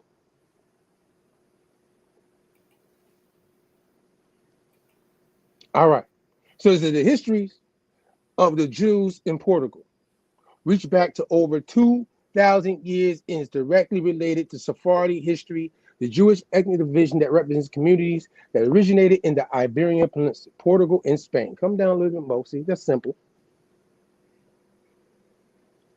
Oh, you're moving too fast, guys. You're going too fast. Gotta go back up. Gotta go back up. Gotta go back up. They gotta get that. Can you go back up, guys? Go back up. They gotta get that. They gotta get that. Go back up. Back up a little more. Okay, my bad. Maybe I'm tripping. You go back down. All right. It's late. It slid down fast on me though. All right, there. We good. Right there. Yeah, that's the part right there. You see, and I'm gonna ask them to click on it. That's why we're gonna do it this way.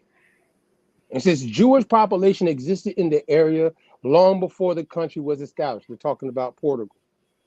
Back to the Roman era. And it's showing you the name of the Roman era name, province of Lusitania. But attested Jewish presence in Portuguese territory and can be documented only since 482 CE, they say. It says, with the fall of the Roman Empire, Jews were persecuted by the Visigoths and other European Christian kingdoms that controlled the area after that period. In 711, the Moorish invasion of the Iberian Peninsula was seen by many of the Jewish population as liberation and marked as the beginning of what many have seen as the golden age. That's the popular thing, you know, when they talk about the Moors came in. But when these Jews are dark-skinned people, just like the Moors, who would be considered Muslim, the Moorish invasion. Now, just to let you know, that Moorish invasion is technically tied to the Almoravids, the Almoravids. You know what I'm saying? And we're gonna go into that in a minute because I got this book from Babylon to Timbuktu. But we're going from Babylon to America, see? And the Lusitanian situation and these Jews who end up in the area of Lusitania are there, as I said, they only could document it to this time frame.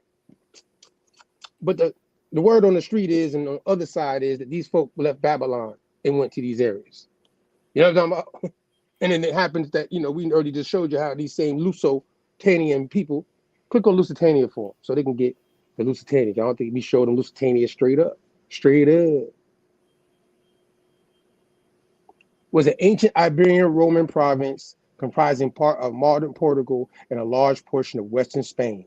Romans named the region after Lusitanians, an Indo-European tribe inhabiting the land. So really, technically, now look, it's really tied to this dude named, how I say his name, Veritas. Very I mess up dude's artist. name all up, Very man. artist. I mess it up too. Veritas. I butchered too, so don't worry about it. Now they're saying that this man, Veritatis, though, is how he's the leader of the Lusitanians in 139 BC. That's what I got. You know what I'm saying? When the Romans are like at this time frame, you know what I'm saying? Trying to come and conquer it. Like in that same region of Lusitania, what's on top of Lusitania is Galicia. Galicia. For y'all that know about Gaul. You know what I'm saying? Gaul and Galicia, that they're kind of connected. You know what I'm saying? So Galicia, what's on top of Galicia though, is Amorica. Around that time frame of the 5th century, 482. Yeah, that's the Roman terms for the whole Iberian Peninsula and what they would call the edge of the Western Hemisphere of what we call today Europe. The islands, those mountain ranges, the Atlas Mountains, and all that kind of good stuff, right? All that right there going into the Atlantic Ocean is going to be considered, off the east, off the ocean, off the edge of the ocean type thing. Roman terms. Either way, though, Lusitanians, Indo-European tribe. It's really a Celt-Iberian tribe. Really, I'm going to make sure I say that to you. You feel me? Make sure I get that in. Because if you want to go look into it, you will find it. It's going to be there. We got a lot more to cover here today, so I ain't going to harp on one thing. We can come back. But I want to make sure you got that Lusitania thing. And that it's Jews. Obviously, when they say Jews were getting kicked out of Portugal in 1492 or before them times, they're letting you know that Lusitanians, there was Jews that were basically a part of this term, Lusitania. You know what I mean? A major part. A very big part. You know what I'm saying? Lusitania and Yahudi people. Luso, and yeah, it's tied. Because remember, it's the Luso African going into the Portuguese going in that's getting kicked out. Lasando, he's been exiled because his faith is tied to Jews, Yahudi. They're going all the way back easily to 482. Even before that now. I'm going to let you know, they say documented, right? But either way, hey, we're going to just let you see how far back that is if you want to speculate or whatever. You know what I mean? This is before, this is around the same time on Hadrian Wall, 492. That's 10 years apart. When they send the white people showing them coming in on them castles and the wild men and shit like that. That picture of Hadrian's Wall. Okay. Mm-hmm. I ain't gonna veer off. I ain't gonna veer off though. Let's keep it moving, God. We keep it moving. I just want to make sure they got that right though. You know what I mean? Lusitania. Just make sure we touch it. You know what I mean? Because I know I had an order in place, but it's so much stuff. I was like, you know what? I ain't gonna be able to hit all this in one shot. I ain't gonna bang. It's not gonna happen like that. Not all of it. It's not gonna get. You know what I mean? I only can just make sure they see certain things in this conversation tied to this Luso and make sure it's pounded. Estelusti shows you the tribal side of it. It's showing where this Negro or this Yahudi, that's also called a Luso African, also being called a Morano, who's, that part. Iberian roots of the transatlantic slave trade 1440 to 1640. Iberian roots of the transatlantic slave trade. You know what I'm saying? It says I want to make sure you see that there is the other terms for it. You know what I mean? Tied to the same Luso groups of people. Remember I showed you how they said they went in there was enslaving people? Before they even came to America, they were over there doing their thing. Trade, slaves, etc., all involved. Black on black crime, you want to call it. Mixtures, all sorts of stuff going on, though. They ain't just down there just doing that. And it keeps saying the same thing. It's kind of redundant. It's right there, though. I mean, I make sure I make it big enough for you to see. It says that recent estimates suggest that 1625, approximately 475,000 enslaved Africans have been involuntarily transported to the Spanish Americas and Brazil, more than the number of Africans who disembarked the British North America and United States during the course of the entire Atlantic slave trade. You hear that? You hear that now? The whole course of it. like from the time frame of the 13 colonies, basically, right? The British, right? From 1605 to 1776. Fact. That the Spanish and the Portuguese and what's going on with them, it brought way more people over here than the 13 colonies had anything. They combined, like they just get rid of it. 13 colonies, 16. They be talking about 20 odd Negroes in 1619 in Jamestown and shit. You know what I'm saying? But they don't realize it's they got them ship, the White Lion ship, right? That brought them in, took them 20 odd Negroes they were talking about off a Portuguese ship. Yeah, Portuguese Spanish ship. Yeah. At that time, that expulsion is going on. You got David Ibn Yahya El Negro Solomon. He's at that time of 1455 to 1528. He's the one accused of inducing the Marranos to relapse to Judaism when they were hiding under King Jao II. So at that time, he's hiding, and his family is being taken over at this time because they're finding that these Jews of the time, through that whole bloodline and the multiple families, would hide under the Catholic monarchs. So he's out there, he's running, and his son Ben Joseph is running too. So and then his father, they have the martyrs in their name. It's like Gedaliah Ibn Yahya martyr. So they have that martyr in their name, and they're sitting in Lesbon. Right before that, they were the main people of Lesbon in that Lusitania where it's Portugal sitting today. Mm-hmm. Negro Lusitania, Lisbon, Luso-African, Portuguese, Jews. Yeah. Put that together in the gumbo. Make sure you know they all connected. And all of them was admitted to the court of Afonso V in Portugal. They all admitted to the hierarchy court. So now the court is looking at the nobility that is the exterior nobility that is banking them, and they're gonna get after them at this time. And they started with Solomon bin David, who his whole family was in the court of the Portugal's monarch as the hierarchy of the court system. So that goes back to Yahya's great grandfather up in the 1700s when they're dealing with the court system, setting it up in Portugal. So you can see them actually getting taken over in the time frame you're speaking about, but coming back to only 200 years after Portugal was created. So then they have another 300 years almost to the 1500s, 1501, 1492, and they all got to go. Lacondo, cast out, thrown out, expelled, Alhambra decree. Now, you know, that's Europe, right? That's one thing. See, this is what people, and that's why this book right here got to come into play in a minute.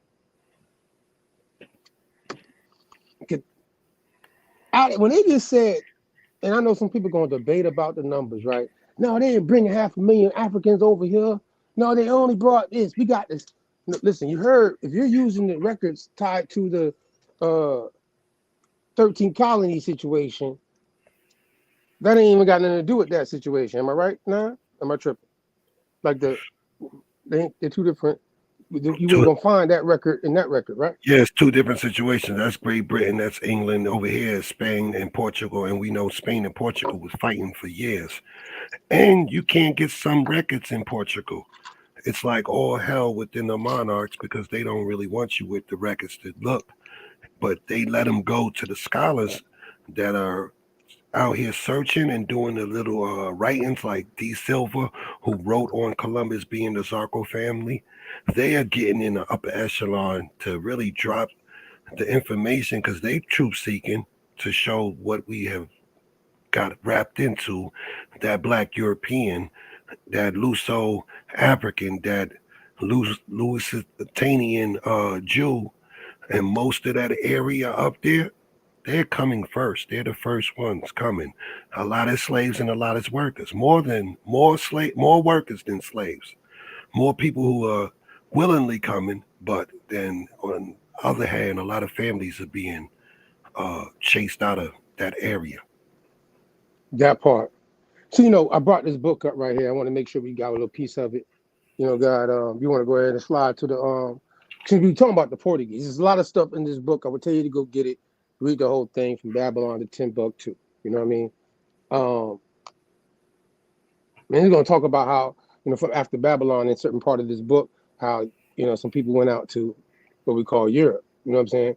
We obviously know they went into North Africa, and they obviously went into Europe too, because the term Carthaginian, you know what I'm saying, is tied to a storyline what people call Yahudi and how they went through being conquered and being in certain areas of North Africa, and also how that same Carthaginian term, Carthagenesis, is actually in Europe. You know what I'm saying? By the Romans. The Romans are in the area of Europe. And I want to find that map for y'all. Ooh, I'm trying to look for that shit. They made it like they might have took it off when they seen that. That boy Matt got to get, man, don't let him find it no more. And I had just showed it to Nine goddamn this week. I was like, goddamn, I can't But find this shit. they in Try to be crazy. southwest. They in southwest Spain.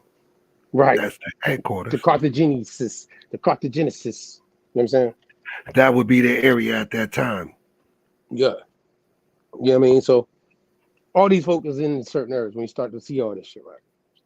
But I want to make sure you see in this page, you know what I'm saying, in Babylon, Timbuktu, it's gonna say it was 1492, 1408, and I kind of covered, and I'm jumping around just a little bit. So don't mind my timeline. Usually I like to go up the timeline a certain way. But because I want to lay out this Luso situation so much, you've heard a lot of different dates. We've gone back and but now I'm gonna come here and we're gonna kind of go back and then come right back to this time frame again. Because of the Portuguese are the first to go into Africa. I think you got that already in your head. The Portuguese are obviously the first ones to come into America with the Spain Treaty of Tordesillas, 1494. All right. Fact. But now it says here it was AD 1492, January 2nd, when the Moorish stronghold of Granada surrendered to the armies of King Ferdinand and Queen Isabella. Now understand at this time, technically in history, this is Castile. All right. This is Castile and what's the other one? Say again? And Aragon. Right. Yeah, They're Castile two and different there are two different jurisdictions in Hispania that got crowns. And now them two came together. Them two came together to control a larger region when they're kicking out these people who are Muslim and Jews, by the way. Them two people right there. Castile and Aragon. And you know what I mean? The last Muslims that's in that area, it's tied to some groups of people such as the Al-Morvids and Almohads. Them two different groups of Moorish groups of people. However, Muslims. Now, in the manner of where this area of Granada, as I said here, it's going to go to that. The first time since the year of 711, all the Spain, it was in Christian hands. The decree to expel the Jews from Spain was signed on March 31st in one of the corridors of the Great Alhambra. That's why it's called the Alhambra Decree. This is the palace of the Moorish kings of Granada. The reason given for the expulsion of the Jews was that it was thought they corrupted the Moranos. And that's what you had brought up earlier about how they thought they were trying to make These people, they early done converted to become Christian. They've been living in their jurisdiction.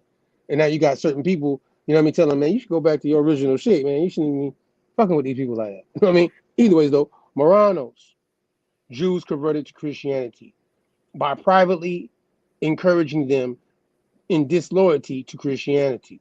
The ultimatum given to the Jews expired August 1st in 1492. But the last group of Jews did not leave until August 2nd, 1492.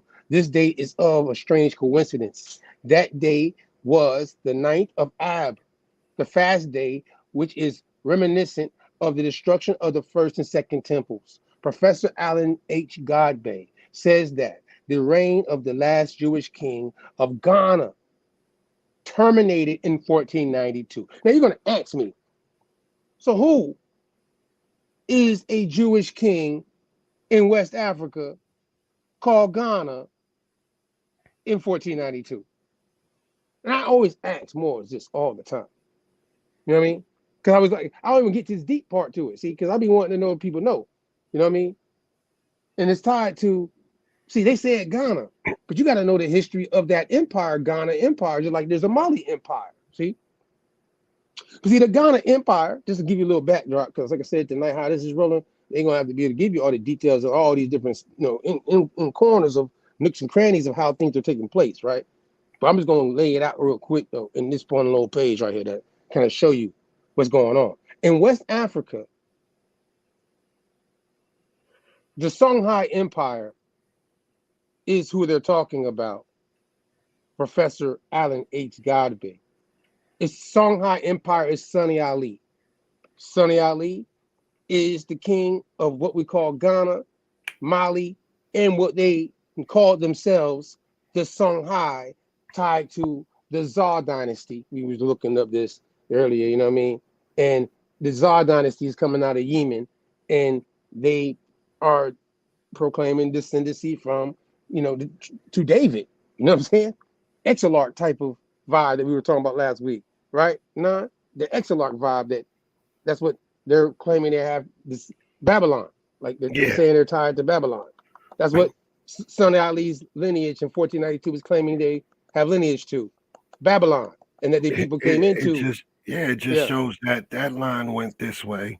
You got a line going to Lisbon. You got a line going up to France. You got multiple lines going out.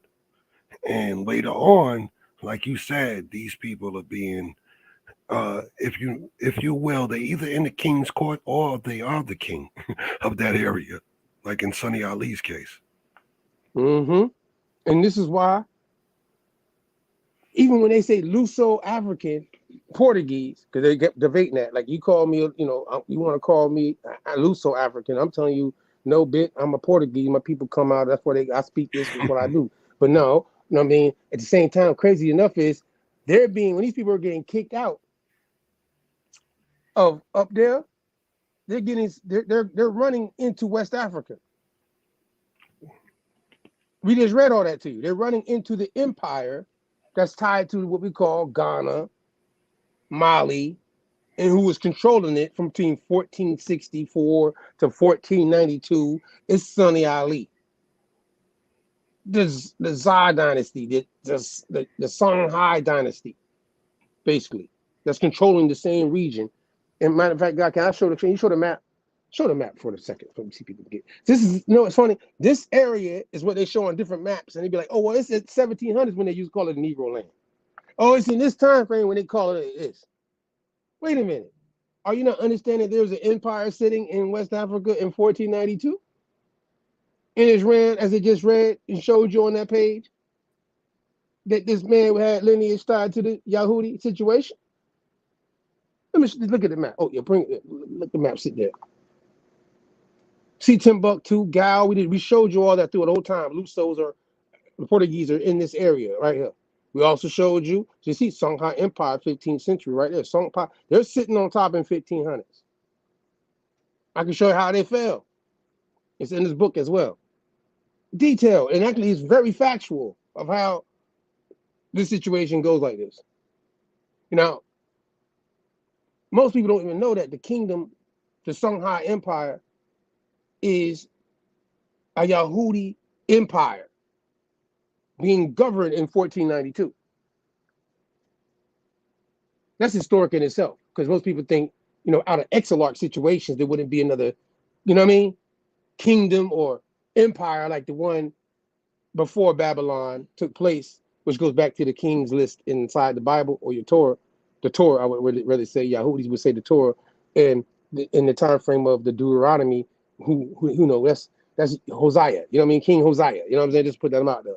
That's the last king before Babylon situation took over, and they get exiled into different regions.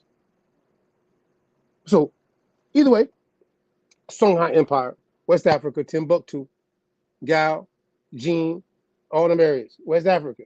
That's who controls that area. Now, if you go look at any map, you go look at a map, compare this map right here. It's gonna show you. Matter of fact, can you show me? Can you go down? What's the whole website look like? I think this is the one I want to show real quick, because I think it's something else in this right here. Boom, yeah, boom, there it is. And then we can keep it moving. I want you to see, because I want you to know I know. See what I'm saying? I want you to know I know. And I don't like using Wikipedia. It's just a coincidence that these sources are all connected to the Portuguese, who we know went into West Africa, and people might not know in this time frame that obviously the West Africa is tied to these empires, and that's who the Portuguese are trading with before 1492. And who's controlling the trading before 1492? Oh, the Yahudi. They're in Europe and they're in West Africa at the same damn time. Like Al-9 either broke down Yahya El Negro, Yahya Ibn Yaish, and his family, and what they're doing up in Europe. They're in Lisbon. But you got some folk running down in West Africa doing their thing too, tied to the same roots of certain things. You know what I mean? They got Babylon in common. They got the term exile in common. You know what I mean? And because of the Portuguese or Yahudi, they got that term Negro in common too. Negro land. Also, we'll say black land. Well, here it is right here. Jews of Balad al-Sudan. And then in Romanized, look, Romanized, like always, Lusitania, Romanized, Ahal Yahud, that's Yahudi, Balad al-Sudan, describes West African Jewish communities connected to known Jewish communities who migrated to West Africa as merchants for trading opportunities. Various historical records state that at one time they were present in Ghana Empire, Mali Empire, the Marsian Kingdoms, Songhai Empire, which was then called Balad al-Sudan, land of the blacks. And that's what the Arabs called it when they came in 711. And they're the ones in the same book stating that the people that were in the Yahudi were already in this area that we're showing you right here. When these people came in the 7th century time frame, going into North Africa and Europe, the Moors, the Muslims, these people were already there. They said almost like 1,500 years. It actually goes back to this term at the top of this book, Babylon time frame. What do you think about that, Nine? Am I tripping? We can go to the next joint. I just wanted to, I thought these coincidences with Luso, and I said, oh, I'm gonna have a Lusophone. I'm not even playing the flute tonight. I'm playing the Lusophone tonight. You hear me? Yeah, they got multiple people running at this time, basically hiding within kingdoms from that Judaic line. So you might have this Muslim thing. That's why they try to paint it all Muslim, like it was just all under this thing. When you hear those names, like Ali. So when you hear those names, people don't know to look into the information and say, hey, what type of faith is they pushing? What type of, in that particular case, they're holding on to the last remnants. They're basically in a run, but they're on the top of the echelon over there, being the kings. Right. No. Well, also, as I went through all that, right, I'm gonna go back to it. Can you pull up that page again in the Babylon Joint God? Go back to the book real quick. Same page. Go back to the book one more time. We're gonna keep it moving. I just want you to catch this last part. Cause we in 1492. I always like 1492 because see, we think how things flip situations. See, I'm acknowledging, as I know from facts, that there's empires already in the Americas, and they going back to BC, easy. Some of them, and their reminiscences and their ancestral situations on this side of the pond. You know what I mean? You can go to that same page. You can go to the same page. You're Estelusti. This at the bottom of this page, I just want to make sure y'all see it too, where I had left off, where it says, a Jewish king of Ghana terminated in 1492. Sonny Ali is that person. Don't let the Sonny Ali part confuse you, because we're dealing with lineage at this point, not the fact that he could be speaking multiple different mixtures of languages and everything at this time frame, right? I mean, they're in West Africa for how long? Now, at the end of the day, in order to satisfy Queen Isabella, are you almost there? You're almost there? Right there. Stop right there at the bottom. Bro. It says, in order to satisfy Queen Isabella of Spain, King Manuel of Portugal promulgated a royal decree expelling the Jews and Moors from his country in 1496. The Jews, you can slide down now. The Jews expelled from Spain and Portugal were scattered throughout the Mediterranean coast. It estimated that over 100,000 Jews departed from Spain and Portugal during the persecution and the expulsion. Some of these Jews went northern Europe, Italy, and Turkey, but most of them went to the Muslim countries in northern and western Africa. These black Jews would naturally go to African countries, most of all because of less persecution. They could disguise themselves easily among blacks. R.H.M. Ills, that's how I'm going to say his name, Ills, it just gives a graphic description of the Portuguese Jew. It says Barak Spinoza, middle size, good features, skin, somewhat black, black curly hair, long eyebrows of the same color, so that one might know by his looks that he was a descendant from Portuguese Yahudi. When the Yahudi, I'm going to start saying like that, Jews were expelled from Spain, about 100,000 entered Portugal. They were permitted to enter under the condition they would pay a poll tax. Tax is everything. But they're in the same areas that we mentioned earlier, just to point that out, where it's showing you that they're going into areas such as Nigeria, St. Tom, which is St. Thomas, the island, Cape Verde, all them areas we are showing you that the Luso term is going to. These and King John is showing you the kings. He did a good job. Shout out to the author. Matter of fact, I didn't even say his name tonight. Rudolph R. Windsor is the author of this book. Shout out to Lee Cummings. He said this book is the predecessor to the series that you know about, the Negro Question series. I'm like, yeah, man, I had this book before I even knew you did. I mean, now it makes sense. So, in the situation though, on page 116, all right, place, yeah, where it say just to show you the area that these, Portuguese Luso Africans or Portuguese, see, that's what they want to call themselves. You want to disrespect them, right? But the Luso term is being used. In the language, Ladino obviously is coming with them. During the reign of King Jao or John II, 700 black Hebrew children were ruthlessly taken away from their parents in Portugal and transported to the island of St. Tom off the west coast of Africa. This island is located near Nigeria, Cameroon, and Gabon. Alan H. Godbey says that the Portuguese founded the island of St. Tom in 1471. The year of 1484, King John II of Portugal, who reigned from 1481 to 1495, offered the Jews of his kingdom the choice of baptism or settling in St. Tom. Multitudes of Jews were sent to the island during the reign of King John II. These Jews, or Judos, Yahudi, as the Portuguese called them, are serious, reserved, and wealthy, holding most of the trade in their hands. When I say in their hands, Judeo. You saw earlier it said Thanksgiving is tied to Judeo-Christians, right? You saw that all kind of connect. Nine, are you there? I want to make sure I don't, if there's anything you want to add to this part, because I know all this is in this time frame of them El Negroes.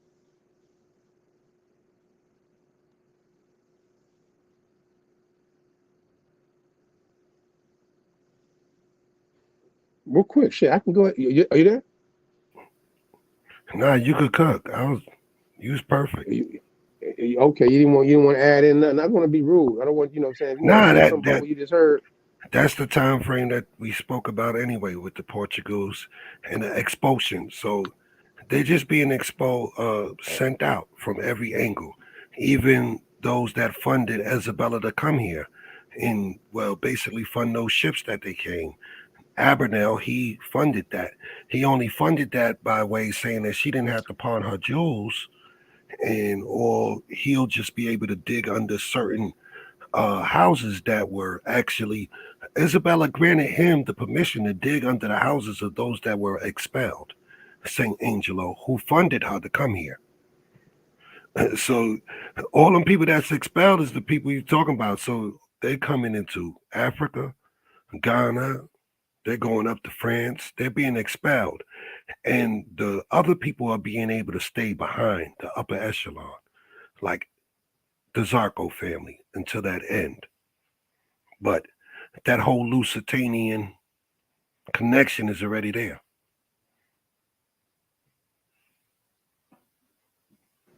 Bet. And I see, shout out to Bassam in the chat. Askia the Great. Matter of fact, in 1492, it is Askia the Great and his dynasty that takes over Sunni Ali, who is that Jewish king of West Africa.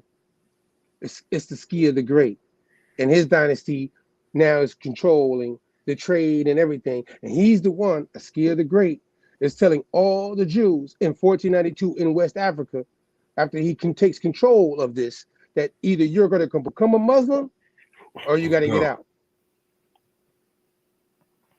And that's what's happening in 1492. But now, on top of that, now this page, you're at the top. Scroll down a little bit, guys. I'm on 117 for a reason. You know what I mean? Just to show some context to this. Matter of fact, I really just want the bottom. Go to the bottom of this joint. Go to the bottom of this joint. Right there. That's what I want. Yeah. All right. So at the bottom of the page 117, you got to go get the book because I can't read some things like that to you in our time frame. What we got to do. You know what I mean? I'm telling you, I'm shouting out the book, so you go check it out for yourself. You ain't got to take my word for it. You know what I'm talking about? And check out the sources we put there. You see it too. You know what I mean?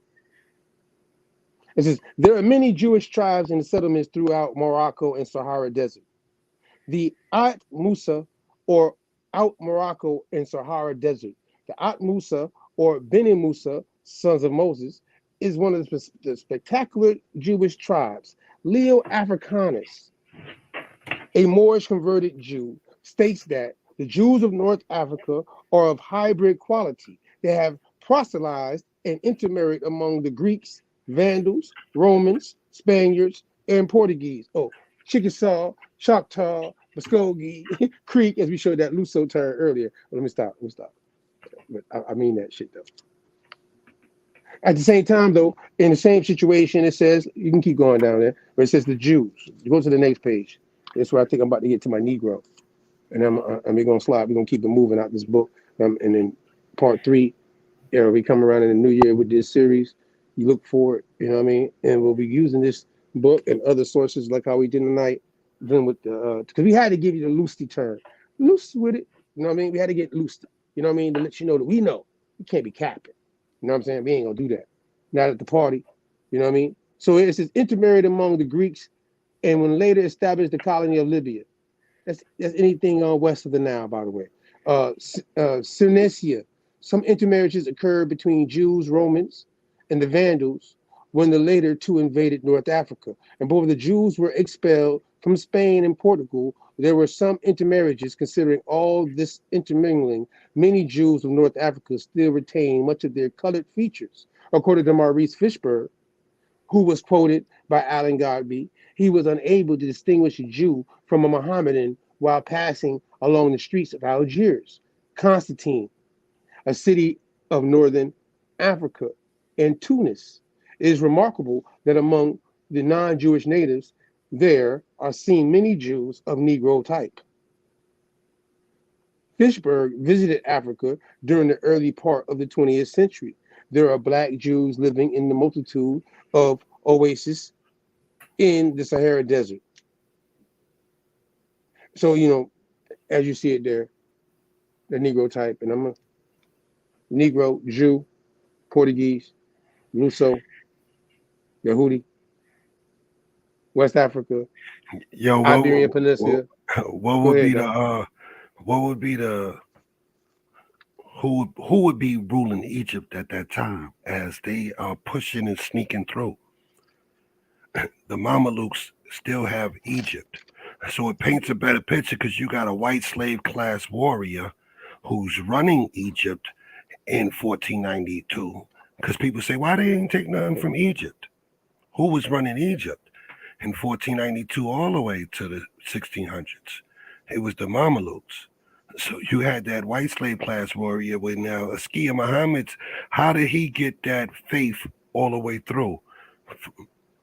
That came to him. It had to pierce the northern Mameluke kingdom of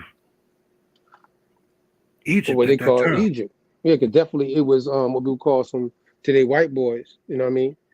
They were That the had it Mamelukes. Shout out to since the Maroon J. 1300s, That 13 they, and they were 1600s. they were sitting on what we call Egypt going into 1492. Yeah, Definitely. That's who's sitting on Egypt. You know what I mean? People don't like to realize that. And they ignorant person to say, yo, why they ain't take nothing from Egypt? We was doing this. Egypt just had the Mamelukes, who were a slave class warrior of modern day Moroccan and Libyan Moors. Remember, they was actually the slave class warrior. They just turned around and were being given little bullshit autonomous communities in North Africa for the Moors using the Mamelukes in the 1300s. And That part. they break the yoke off them and take over. So now they got that. This is a white slave class warrior that the Moors were using in northern Africa and all the way to Lusitania because they kept trying to pierce into Carthage and all that. That's why they say, how's there's blacks Carthage there? Because they were on both sides. That part. But it's important That to know part. who had Egypt, and that's you couldn't go through that way. That part. It's getting hot. You know what I mean? I'm gonna give it another because I don't like using Wikipedia. So I went to the Academia Encyclopedia, so it's at the same joint. You know what I mean? It's just the other one to make sure you know the Arabic movement that came in. They called them. They're still gonna let you know this area though. You see the word Portugal is always involved. I don't see them besides Spain. If you notice in all the links that we've been showing you, dealing with anything in West Africa, North Africa, Europe, the only group that's being mentioned is Spain and Portugal. And obviously dealing with the Romans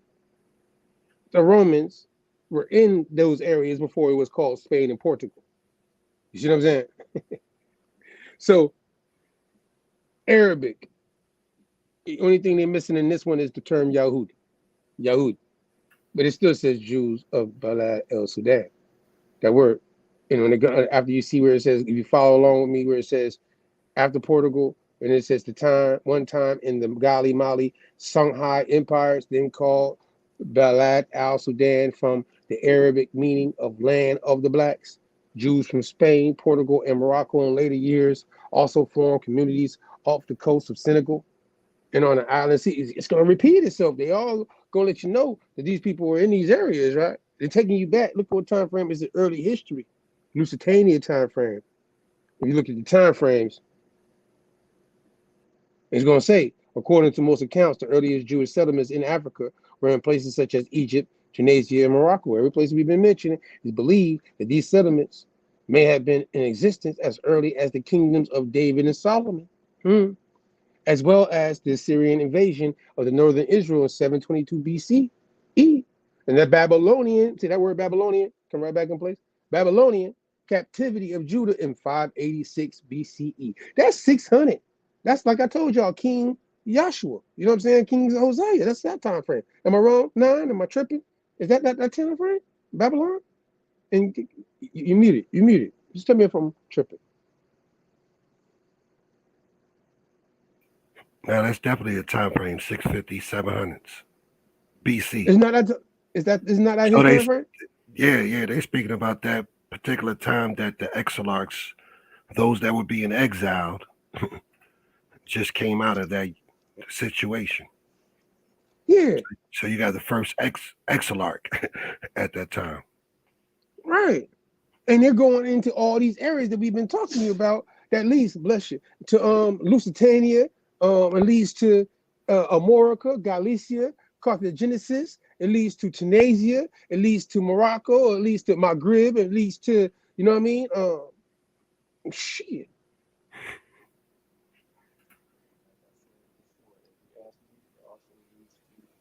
It leads to here too. Yeah, it leads to here. It leads to here.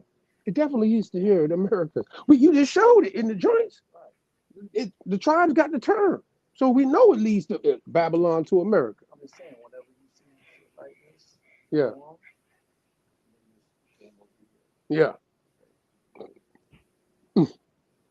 That part. Carthage. What was that shit with the monks? Was it monks? I think it was monks that had found their way over here. Yeah. That's isn't that the Visigoths?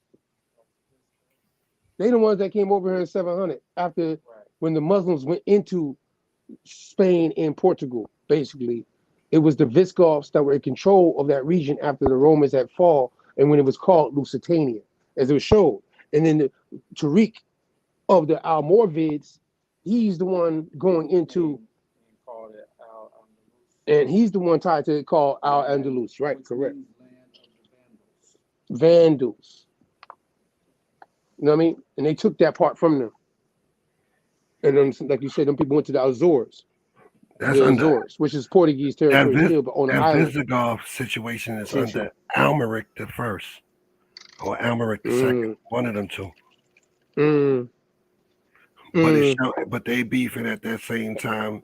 They have exarchs in that year when you call in 500 to 700 at that time. You had Damar Zutra with an exarchs from 500. They're being expelled, but they're tasked with keeping the oral history. They were considered Amorians. They were keeping oral history. They were also banking. This is how they were able to set up Portugal.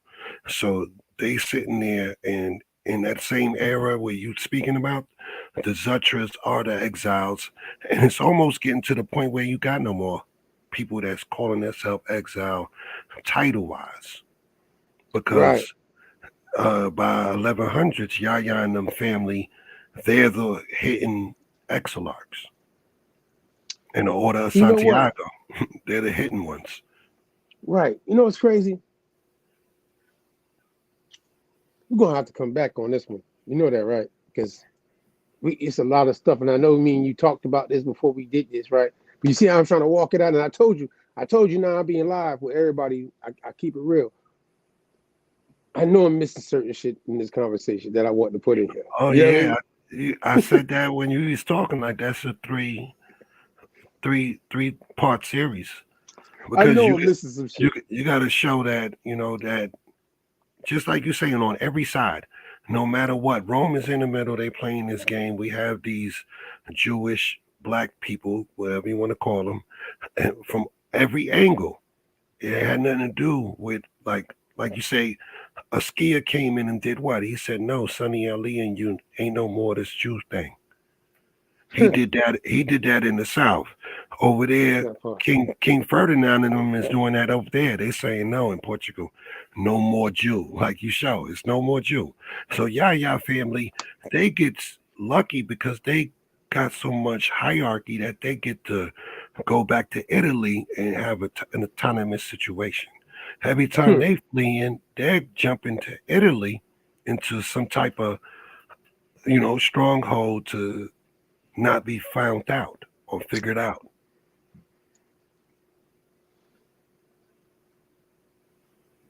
But the bloodline goes deep on all different sides. People just got to look at it as that's only 40% of what happened.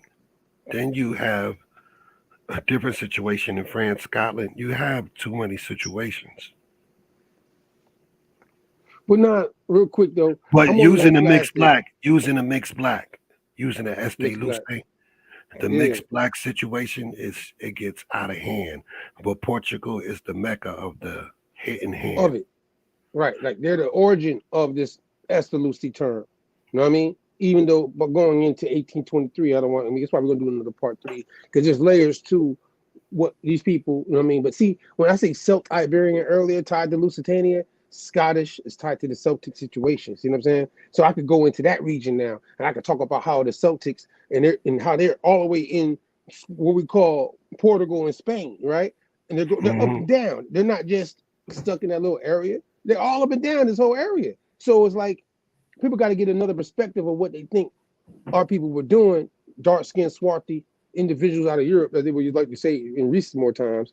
But at that time, these groups of people who got exiled along with the Aboriginal people that were already in them areas. Shout out to the Basque, you know what I'm saying? Who are in this area when in Lusitania, before the Romans even called it Lusitania. You know what I mean? They're there, you know what I mean? Like the Celtic, different groups and tribes are there before even the people that got kicked out of Babylon went there. You know what I'm saying? And they're mixing in with those groups of people in those areas, just like how we just broke down how the Portuguese, Luso, and the Jew is going into West Africa and mixing in with women. I wonder though, what's the chances being that we know that the Songhai Empire got Yahudi people there in West Africa, that the Luso African is not mixing with another person that has certain customs tied to Yahudi information, you know what I mean? Like, what's the chances? And like, if we had to do a numbers game, now that we know this, right? That these people are already in this area and then them people are already in that area. Who are they mixing with? Different cultures, but different maybe language, you know what I mean?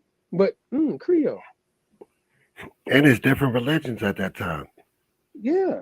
I mean, You shit, got the people in West Mamelukes Africa in doing some Egypt. animistic and all that They shit not too. doing what you doing over Voodoo. here. Sonny Ali's doing this different. Askia's coming in with the Muslim rule. So he's telling him, yo, get that Jewish shit out of this area. From Ghana, Benin, all that area. Get it out. All that shit. Get it out of here. And they doing the That's same it. thing in Portugal at the same time. Get it out. That's right. Marano. Maroon. Shout out to my Maroons. You heard? See, that's why we always tell people. We also know when we say Maroon, it got the ties to those Yahudi people who got expelled and came over here and started fighting against what was coming over here because it was the same people that kicked them out in the first place. Shout out to Killmonger and Wakanda, you heard? Shout out to the Great Spirit, Shekinah. Let's go to the next joint. I think that people don't really get like this. This is the trans, right? Trans, like tri-racial trans situation. So that African that came over here, would you say? Because that's the broad term. They want to say, when they point to the DNA, oh, everybody's DNA supposedly that's supposed to be labeled as African American happens to go to that same region where it says the lands of the black, Al Sudan, Yahudi, and they're the ones that's getting kicked out. But now in today, they don't want people to think that they ain't got no lineages. If you're pointing them to this region and you're passing all these laws, and we know these are dark-skinned people, and then over here in the Americas, 1685, 1723, you got the Black Codes, and the first article in the Black Codes is still dealing with the Jew tied to 1492. It sound like to me, you know who the Luso is in the indigenous community over here in the Americas. You know who they is, right? I showed that Appalachian Trail real quick though. You know, Amor Khan, you know what I mean, when we had shout out Chief Sekou and Yamasi and up there in Allensdale. And you know, I showed that joint on the map, on the Yamasi map, archaeological joint, 1715 time frame it was reaching, and it had that term Amor Khan going across the Appalachian Mountains. You know what I'm saying? And remember, I got the Carolina Genesis. That's why this connects to all the series we've been covering. Like this, us having this natural Estelusti Part 2 conversation, so people know that we ain't being biased about the mixture, but we also go put it out there historically and let somebody can tell us this differently, sourced up wise, that this ain't what it is, without no religion conversation involved. You know what I mean? So at the end of the day, this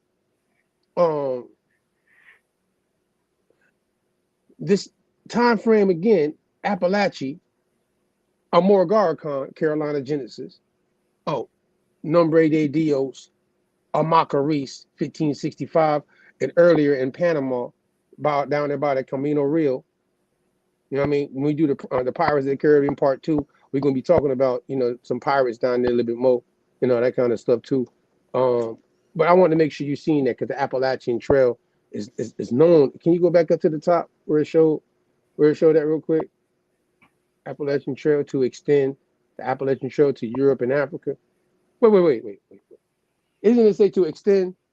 So that means the Appalachian Trail starts where? over here, right? When it start over here, if it's saying to extend to Europe and Africa, because Appalachia is known for over here, and there's a tribe tied to the Mayans that's tied to this area and controlling the trade and everything of this area. If you research about the Mayans in North America, Georgia, Carolinas, before it's called any of those names, by the way, before he's even called Florida, Appalachia. That's the name of our Aboriginal name over here, Appalachia. Palachi, actually, I'm right. You sorry, catch me right. Let me see right. Appalachia is really Palachi, and Palachi is tied to the Mayan. But the Palachi, and people know it as the Appalachia, is tied to this Appalachian mountain range that runs all the way from here, all the way up to where my homie Nine Ether is in the north, all the way into Canada, the Labrador. You feel me? We're Luso-Africans with names like Matthias, that was in Canada, and the first person they call an African that's on a marker in Maryland, Matthias too as well, Luso-African. Anyways, I just, little things we throw out there. Keep it moving, oh God. I just like something just to make sure you can make you think. Some people like to say, I'm just here to make you think. You feel me? So there's something just to, you know what I mean? Make you ponder on. Dealing with trails and shit. You hear me? You never know what you might find when you go on a trail. And in the book, you know what I'm saying? You got Estelusti Trails too. There's a book called Estelusti Trail out there too. You want to, now that you know what that Estelusti be letting you know. But we at the end of part 2, I told you earlier about Angola. And now before I even go into this part, I'm trying to just round about, because we touched a lot of time frames, being that we talking from Babylon to America, but this book gave us, got us halfway up. Feel me? So anybody that go read the book, they'll get halfway from Babylon to Timbuktu, and we just took you from Timbuktu to America, and we're gonna do a part 3, some more details of it from Timbuktu to America. But we needed to expand it to let you know, because of this term Luso that you can find in the Americas amongst the indigenous groups of people, 5 civilized. Tuscaloosa, like the Black Warrior term, Tuscaloosa. You heard me? That's tied to that Lusa. You heard me? Ain't that something God? And it is, terms is being used amongst the Aboriginal people going in before the 13 colonies even get over here. All right, these things are here. All right, just let y'all know. 1619, who? I ain't got no beef. As Lee Cummins said, now it's the precursor to his book series, which is actually covering the 13 colonies, right, God? So this book actually is covering, being that it covers the Portuguese and the Spanish, and because this book, if you read the whole thing, and I'm gonna give him his credit, in the conclusion, when you get to the conclusion area of this book, he talks about them same group of people, like we're telling you. They're telling you who they are, though, more in a modern day situation of it. The Luso part exposes it. You know what I mean? Estelusti, that Lusty side shit right there. That term that's used for our Aboriginal mixtures situations, right, is tied to this connection with these colonies. And these colonies have an issue with a certain particular group of people coming out of West Africa and Europe. You see me? Luso is tied to both those groups. However, this joint right here, most Black Seminole historians have accounted for the Negro Fort. You know what I mean? But what most people don't know, and we're gonna slide down real quick, God. You can slide down. I really ain't, because they should know about Negro Fort. See that word Negro there, though. We've been talking about Negroes and all that stuff this whole time. But I just want to point out that this area that's going to be down here tied to the Spanish, the Creeks, the Black Seminoles. It's tied to what I pointed out earlier of Angola, right?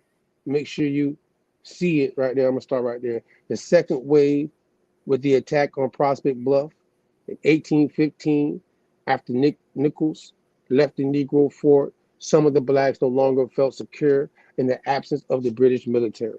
Woodbine left the Negro Fort with about 80 Blacks who relocated to the region for safety. John Forbes and company complained of their runaway slaves having left the area on both Tampa Bay and the Suwannee River.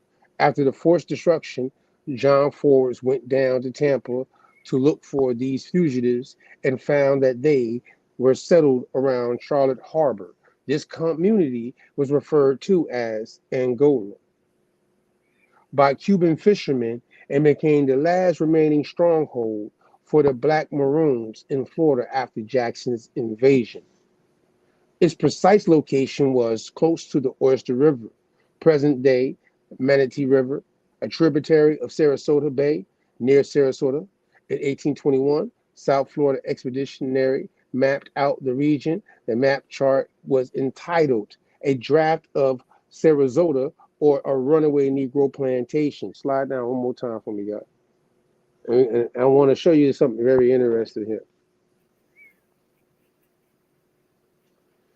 The third refugee wave came with Jackson's assault on the Miccosukee, now the Suwannee, with Jackson's destruction of Black and Native power in northern Florida. Various Black, Seminole, Red Stick, and Spanish settlements were established on the southwest Florida coast, stretching from Tampa Bay down to the Peace River. Red Stick leader Peter McQueen and his followers found refuge at Atalakashoko. I always mess up this joint. I try to say Talakshopoko. How I'm gonna say it. His ally chief openly established himself to the north at Lake Hannock, where the Peace River originates, and his Black followers to the southeast to the town of Manatee. Following Jackson's assault on the Suwannee in 1819, report observed that the Negroes of the Suwannee fled with the Indians of Bowlegs town towards Shukachate. That's why I said it fast the first time. Geechee with it. I got Geechee with it. It says north of Tampa Bay. Captain James Gadsden, aide to Jackson in his Florida campaign, reported back to Jackson about the importance of establishing a Tampa Bay as a maritime depot. It is the last rallying spot of the disaffected Negroes and Indians and the only favorable point from. Now I want to leave it there. Cut it off. Let your myth stories there. But I want to pull up something to question. This happened in 1812. The Maroon, shout out to Maroons in Florida, Angola, West Africa, Portuguese, Luso-African situation. This happened to be connected that way. That in 1812 they're using the term Angola in the Spanish territory. That's the last actual stronghold that people who will be tied to the first colonies that came to the Americas would be located in, sitting down south like, man, listen here, man. All this stuff done happened. Goddamn. All this stuff done happened. Now I'm stuck out here in Tampa Bay with the pirates and buccaneers and runaway Indians and runaway Black Europeans of the 13 colonies tied to the British loyalists. But you see how, if you look at that trail, you say, okay, you have a Judaic bloodline of exilarchs or whatever, and even a faith in general in the 1500s being expelled. And if they're part of that Angola, you already know. If they're part of that Angola, it's like Christian is Christianizing Indians and Christianizing Black Jews from different ports. Mixed. Yeah, mixed though. They mixed though.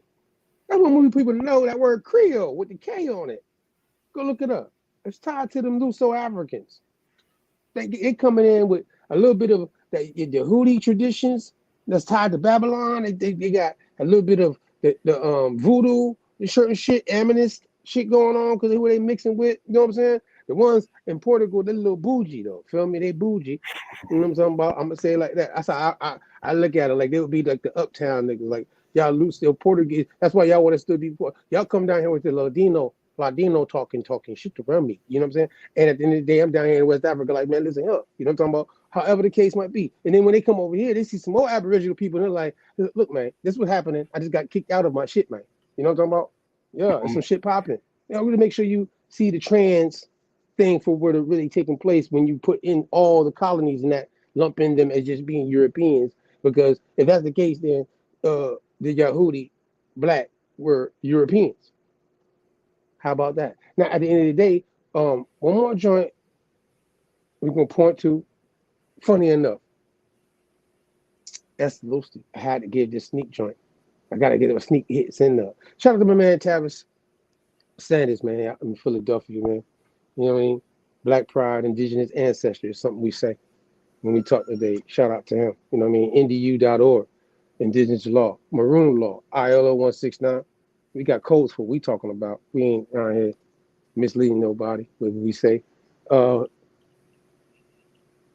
Give me that last joint. I find it interesting in 1812, though. I want to show you this now before we got, we started a little late, so we're going to get a little more time. Shout out to Misery Lounge. Yeah, give me that real quick. Now, I found this right here. This is right here. Now, look.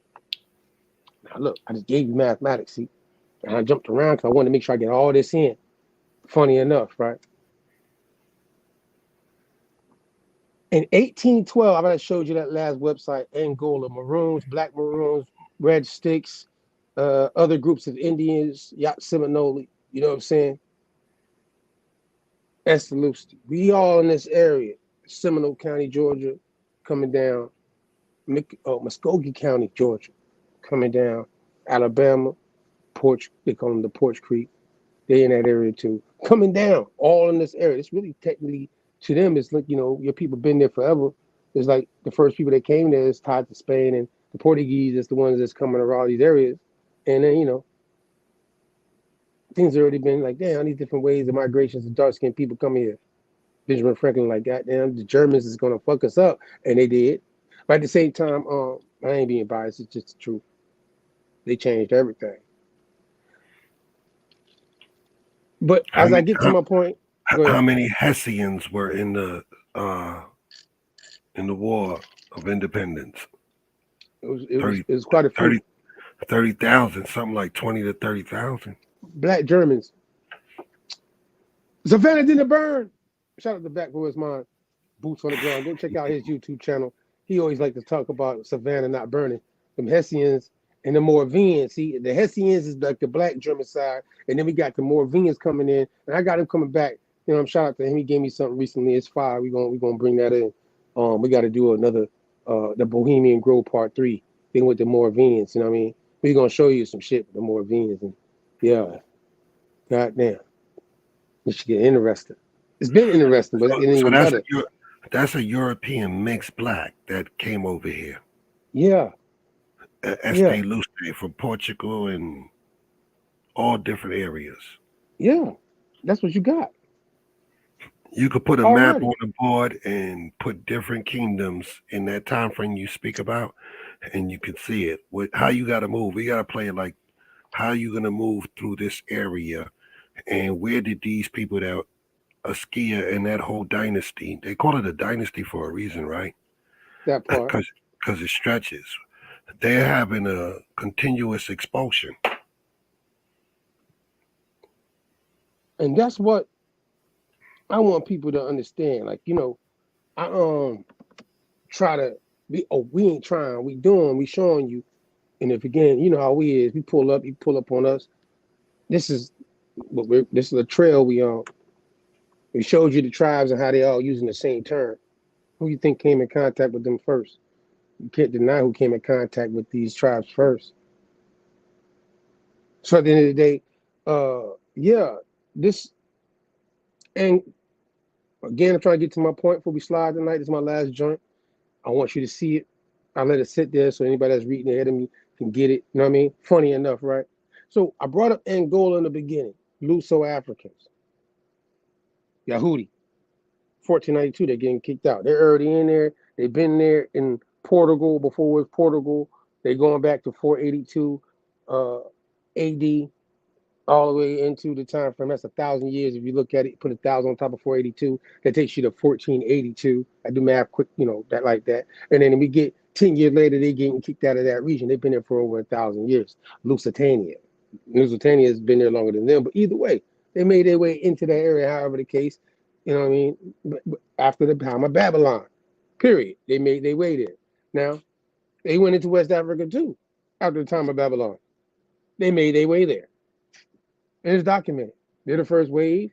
They're not from actually, them Negroes aren't even actually from Africa, based off of where Babylon is located. But still, we ain't even debating about that tonight. What I want to get back to is Angola, which is in West Africa, tied to the Ghana, Mali, and Songhai Empire of 1492. Will Angola in Portuguese West Africa prove the dark horse among the corners of the earth which are put forth as likely for large-scale Jewish colonization? Persistent rumors to that effect have cropped up again. To be sure, League of Nations High Commissioner James B. McDonald, who is in charge of settling wish refugees, when approached, and then you got them, see them squares at the pound sign joints. Ipplity disclaimed any knowledge of the existence of such approval. When a London daily further intimidated that American Relief Organization was prepared to contribute some $10 million for such a project, and the Joint Distribution Committee, we asked about it. It retorted with an equally empathetic denial. A report came from Paris referring to the departure of the Portuguese ambassador there in Lisbon, his destination. He has to confer with his government on the proposition. It was said that the sponsors of the plan are aiming at the ultimate establishment of the Jewish autonomous state in Angola under the League protection, and since Portugal objects to the League's overlordship, negotiations are afoot for removing such objections. On a number of previous occasions, Angola was prominently mentioned for the purposes of Jewish settlement. Can you scroll a little bit, guy? I don't know, got that red bell on there right there. You scroll up that last sentence we're trying to get to. Now go up a little more. There, right there. It says, one of the previous occasions, Angola was probably mentioned for the purpose of Jewish settlement. One of the most significant moves in this connection was made in 1912 when the ITO, Jewish Territorial Organization, then headed by Israel Zangwill, sent a commission and an expedition to Angola to examine the territory in question. ITO's avowed aim was to procure a territory upon an autonomous basis for those Jews who cannot or will not remain in the lands in which they present live. Excuse me, I said that wrong. But we live though. And at the same time, I want you to see it said 1912. Like how they, like the state, shout out to Lee Cummings, he came on the other day, what is going on over there in the state of Israel and everything like that. You know what I'm saying? But before you remember, when you understand when the state of Israel was established and what we call the Middle East today, you know what I mean? Babylon area and all that stuff, right? You know what I mean? This is the proposed area. Maybe, the funny thing is that, being that this area will be kind of connected to, the empires that's governing over this major center called Timbuktu. You know what I mean? That's why I think he used it in the book to kind of make it, because everybody knows about Timbuktu, that studies, I guess, West African history. You can't miss Timbuktu. But then if you go to Timbuktu and you research the dynasties and the kingdoms and the trade system and the empires tied to Timbuktu, you will have to give a better, and even their navigational on the ocean, their maps, everything that no one wants to talk about. That comes out of this, one of the oldest universities in Africa, if not the most prominent one. Shit, Central Trade System it's already there before it's called Timbuktu. See, that's tied to a certain time frame too. We didn't get to go into all of that, but it's in this book. That's why for yourself you can go read it. Once again, shout out to author Rudolph R. Windsor. Make sure you see it. From Babylon to Timbuktu. We just brought you to America though, because that's where we at. That's what we, indigenous to with our mixture. You know what I mean? Estelusti. You know what I'm saying? Now, if they pointing at and you ain't found it, cool. But that's what they try to point to in DNA, that same area. So that means, can you not say we're not tied to this situation? Oh, wait, you was ready to repair us and send us. I can go a lot of places with this. But I'm going to let you go ahead and say something before we get out of here tonight, man. That's loose. Who was the king at that time? King Alfonso the First in the Kingdom of the Congo, Mazinga. Remember him and his brothers, what they did. So they got you who's selling their people out too. If you want to go into that story, because that part, King Alfonso of the Congo, the black African with a Christian, he's playing the Christian role. You see how Sonny Ali is playing the Judaic role. His nemesis is playing the Muslim role, and they're playing the Christian role. But they get to keep their kingdoms because he's the one with all the letters to Portugal. That part. Alfonso the First of the Congo. That part. It's a crazy picture of what's happening over there. Yeah, and that's why we trying to, man. Hey, the truth will set you free. That's the loose. But like you said, they all different people. They're Muslim blacks, Judaic blacks, but they're not primarily a stock of Africans. They're coming from expulsion in Southern Europe, Western Southern Europe. They got their mixtures. You hear me? Think about it. They got their mixtures from up there that's coming down into West Africa. They ain't got no choice. And now they're mixing in with people from down there that got a whole. But what they got in common is that Yahudi shit. You see what I'm saying? That's what they both got in common. Trade and all that. See, that's so you can kind of see how that trade with that commonality takes place. You know what I mean? But if you look at 1492 itself, 1492 itself, those people, Sonny Ali's people, he couldn't come through Ethiopia because that's Christian. They're under honor. That's what people don't understand too. He couldn't go through Egypt right next to it because it's Mameluke territory. Right. You got to go through. You couldn't go through Morocco because the caliphate is strong in Morocco. These are different kingdoms blocking. And if you're a Judaic person making it through to what you're saying, Ghana, you gotta really look at the picture at that time. A real historian to say who's in these kingdoms in the north blocking the movement religiously, just on a religious aspect, because you can't go through there.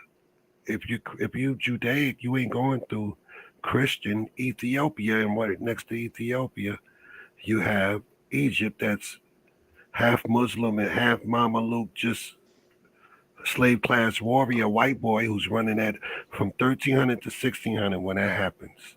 And then like Skia Muhammad comes in, he's Muslim.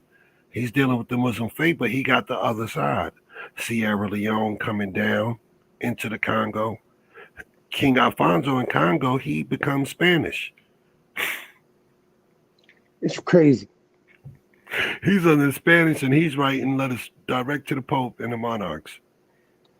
Yeah, it's crazy. That's a mix. Catch it, though. That's Estelusti. That's mixed up. Estelusti. Estelusti on Macario, though. We're going to be straight up with it. You know what I mean? That's what it is to be on Macario. A Macaris. It's to be upright. To be up, you know what I mean? And they came here and mixed in with us. Yeah, this, man, and we the majority still, see? Because, see, and also now you got to understand, we got millions of people over here. Millions of people over here. So they only kicking out this many in that wave. And they're going to South America, majority of them. But they're mixing in with the empire. See, they're mixing in with the empire. There's an empire here. That's what people keep understanding. And that empire now, what they doing? You know what I'm saying? Because they control the whole region, and you're only isolating them to this. But you forget these people all the way to the Caribbean. They're all the way in North America. You know what I'm saying? They're all the way up in Mississippi. You know what I'm saying? So just because they land in this port, once they get to the Americas, the empires over here, they moving these people around too. You know what I'm saying? That's loose. It makes it all the way to Carly Pratt time frame when she decides that, from a lineage standpoint. And boy, let me tell you, shout out to all the genealogists out there. You know what I mean? We'll get out of here. Shout out to Opie Mihawk. You feel me? Honor the On our side, ancestors. Honor the ancestors. mother and father. There you You go. hear me? Both sides of the tree. Tap back into that tree. You hear me? Don't be ashamed of it. If you got it, if you don't got it. Some people say, I can't find it. It's cool. I actually, in genealogy standpoint, can't. But seeing that everybody got one thing in common, like how them people had all that in common. Luso, right? If their DNA is pointing to West Africa, ain't it? Mm-hmm. And who got kicked out of Africa in 1492? Judaic, blacks, and some Moors. So, and obviously, who would they mix in with? Being that they, just like how they went to West Africa, and they're the majority. They're not the majority, they're minority. Yeah, Over here, when they came here, they were kept not running. the majority, they're the minority. You see what I'm saying? They kept running. Yeah. But they got skills, they train, they doing a lot of that's things in history. That's Now, I ain't actually gonna them. so That's you know the what I mean? Portuguese names too. If you got a Portuguese surname, you could see which side, because later when the Jacobite thing come on, that's different blacks that Lee Cummings would speak about. You understand? Right. Those are Right. different. Those ain't gonna be the Luso. Right. But if you got a Portuguese surname or mainly a Southern Spanish surname, you have that admixture. So you get a lot of Latino with that. Padilla, Alejandro, certain Yep. names. They got that Luso in them shit. Santiago, yeah. All of them, the grandmas in them. Now they they got it mixed in from. with them white though. There you They go. whitewash they shit because they now, but they all be like, yeah, I got a grandma black like you. You know what I'm saying? Yeah, that's that Luso. You tried to whitewash out your shit because you guys were hiding with the Inquisition shit from that 1500 shit that was going on over here.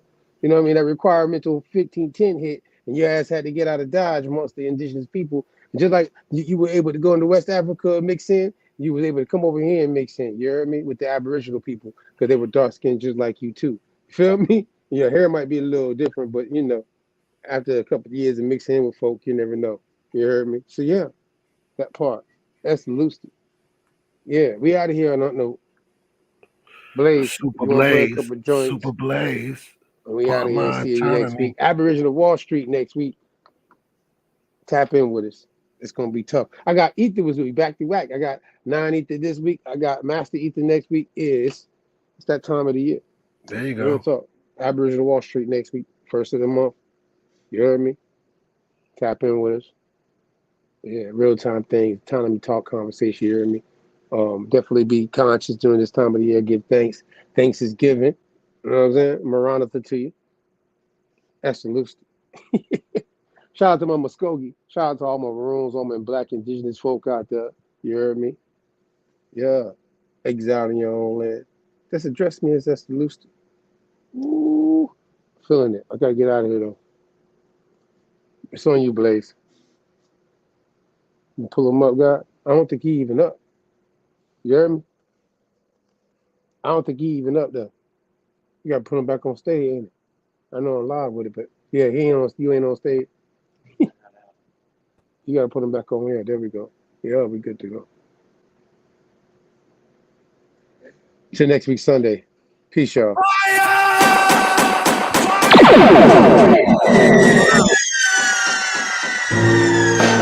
Bang, bang, bang, bang. Bang, bang, bang. Yeah, you listening to Super Blaze. Let's go. DJ Super Blaze Jack is in the mix. back in the battle. I'm here. Moving at the speed of light, heading in the battle. Running through the dark in the night now. We spread our wings. take flight now.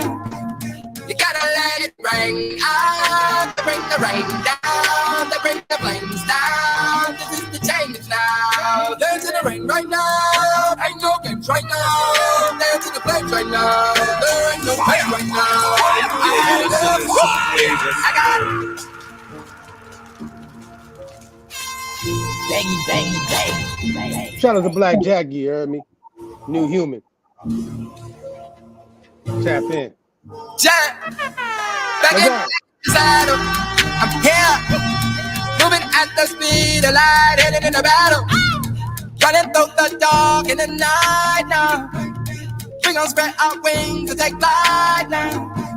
You gotta let it rain out to bring the rain down, to bring the flames down. This is the change now. Dance in the rain right now. Ain't no games right now. Dance in the flames right now. There ain't no pain right now. I had enough. I got a strange feeling. I got a new healing. Feel like a new human. So lost in the world out there. You need the same feeling. You need the new healing. Become a new human. They say we strange. It's blood that's in our veins. Heaven's on the way. Love's the only way. Yeah, going up. I got a strange feeling. I got a new healing. Feel like a new. That's right. What's up, Black Jagger? Let out the old things go. Let out Super Blaze. the the campaign, ESB. Came to rock it. Not a much party. Brand new side with a brand new vision. We out of here, man. Same time, same place next week. You know what it is. Party's all in now. Tap in.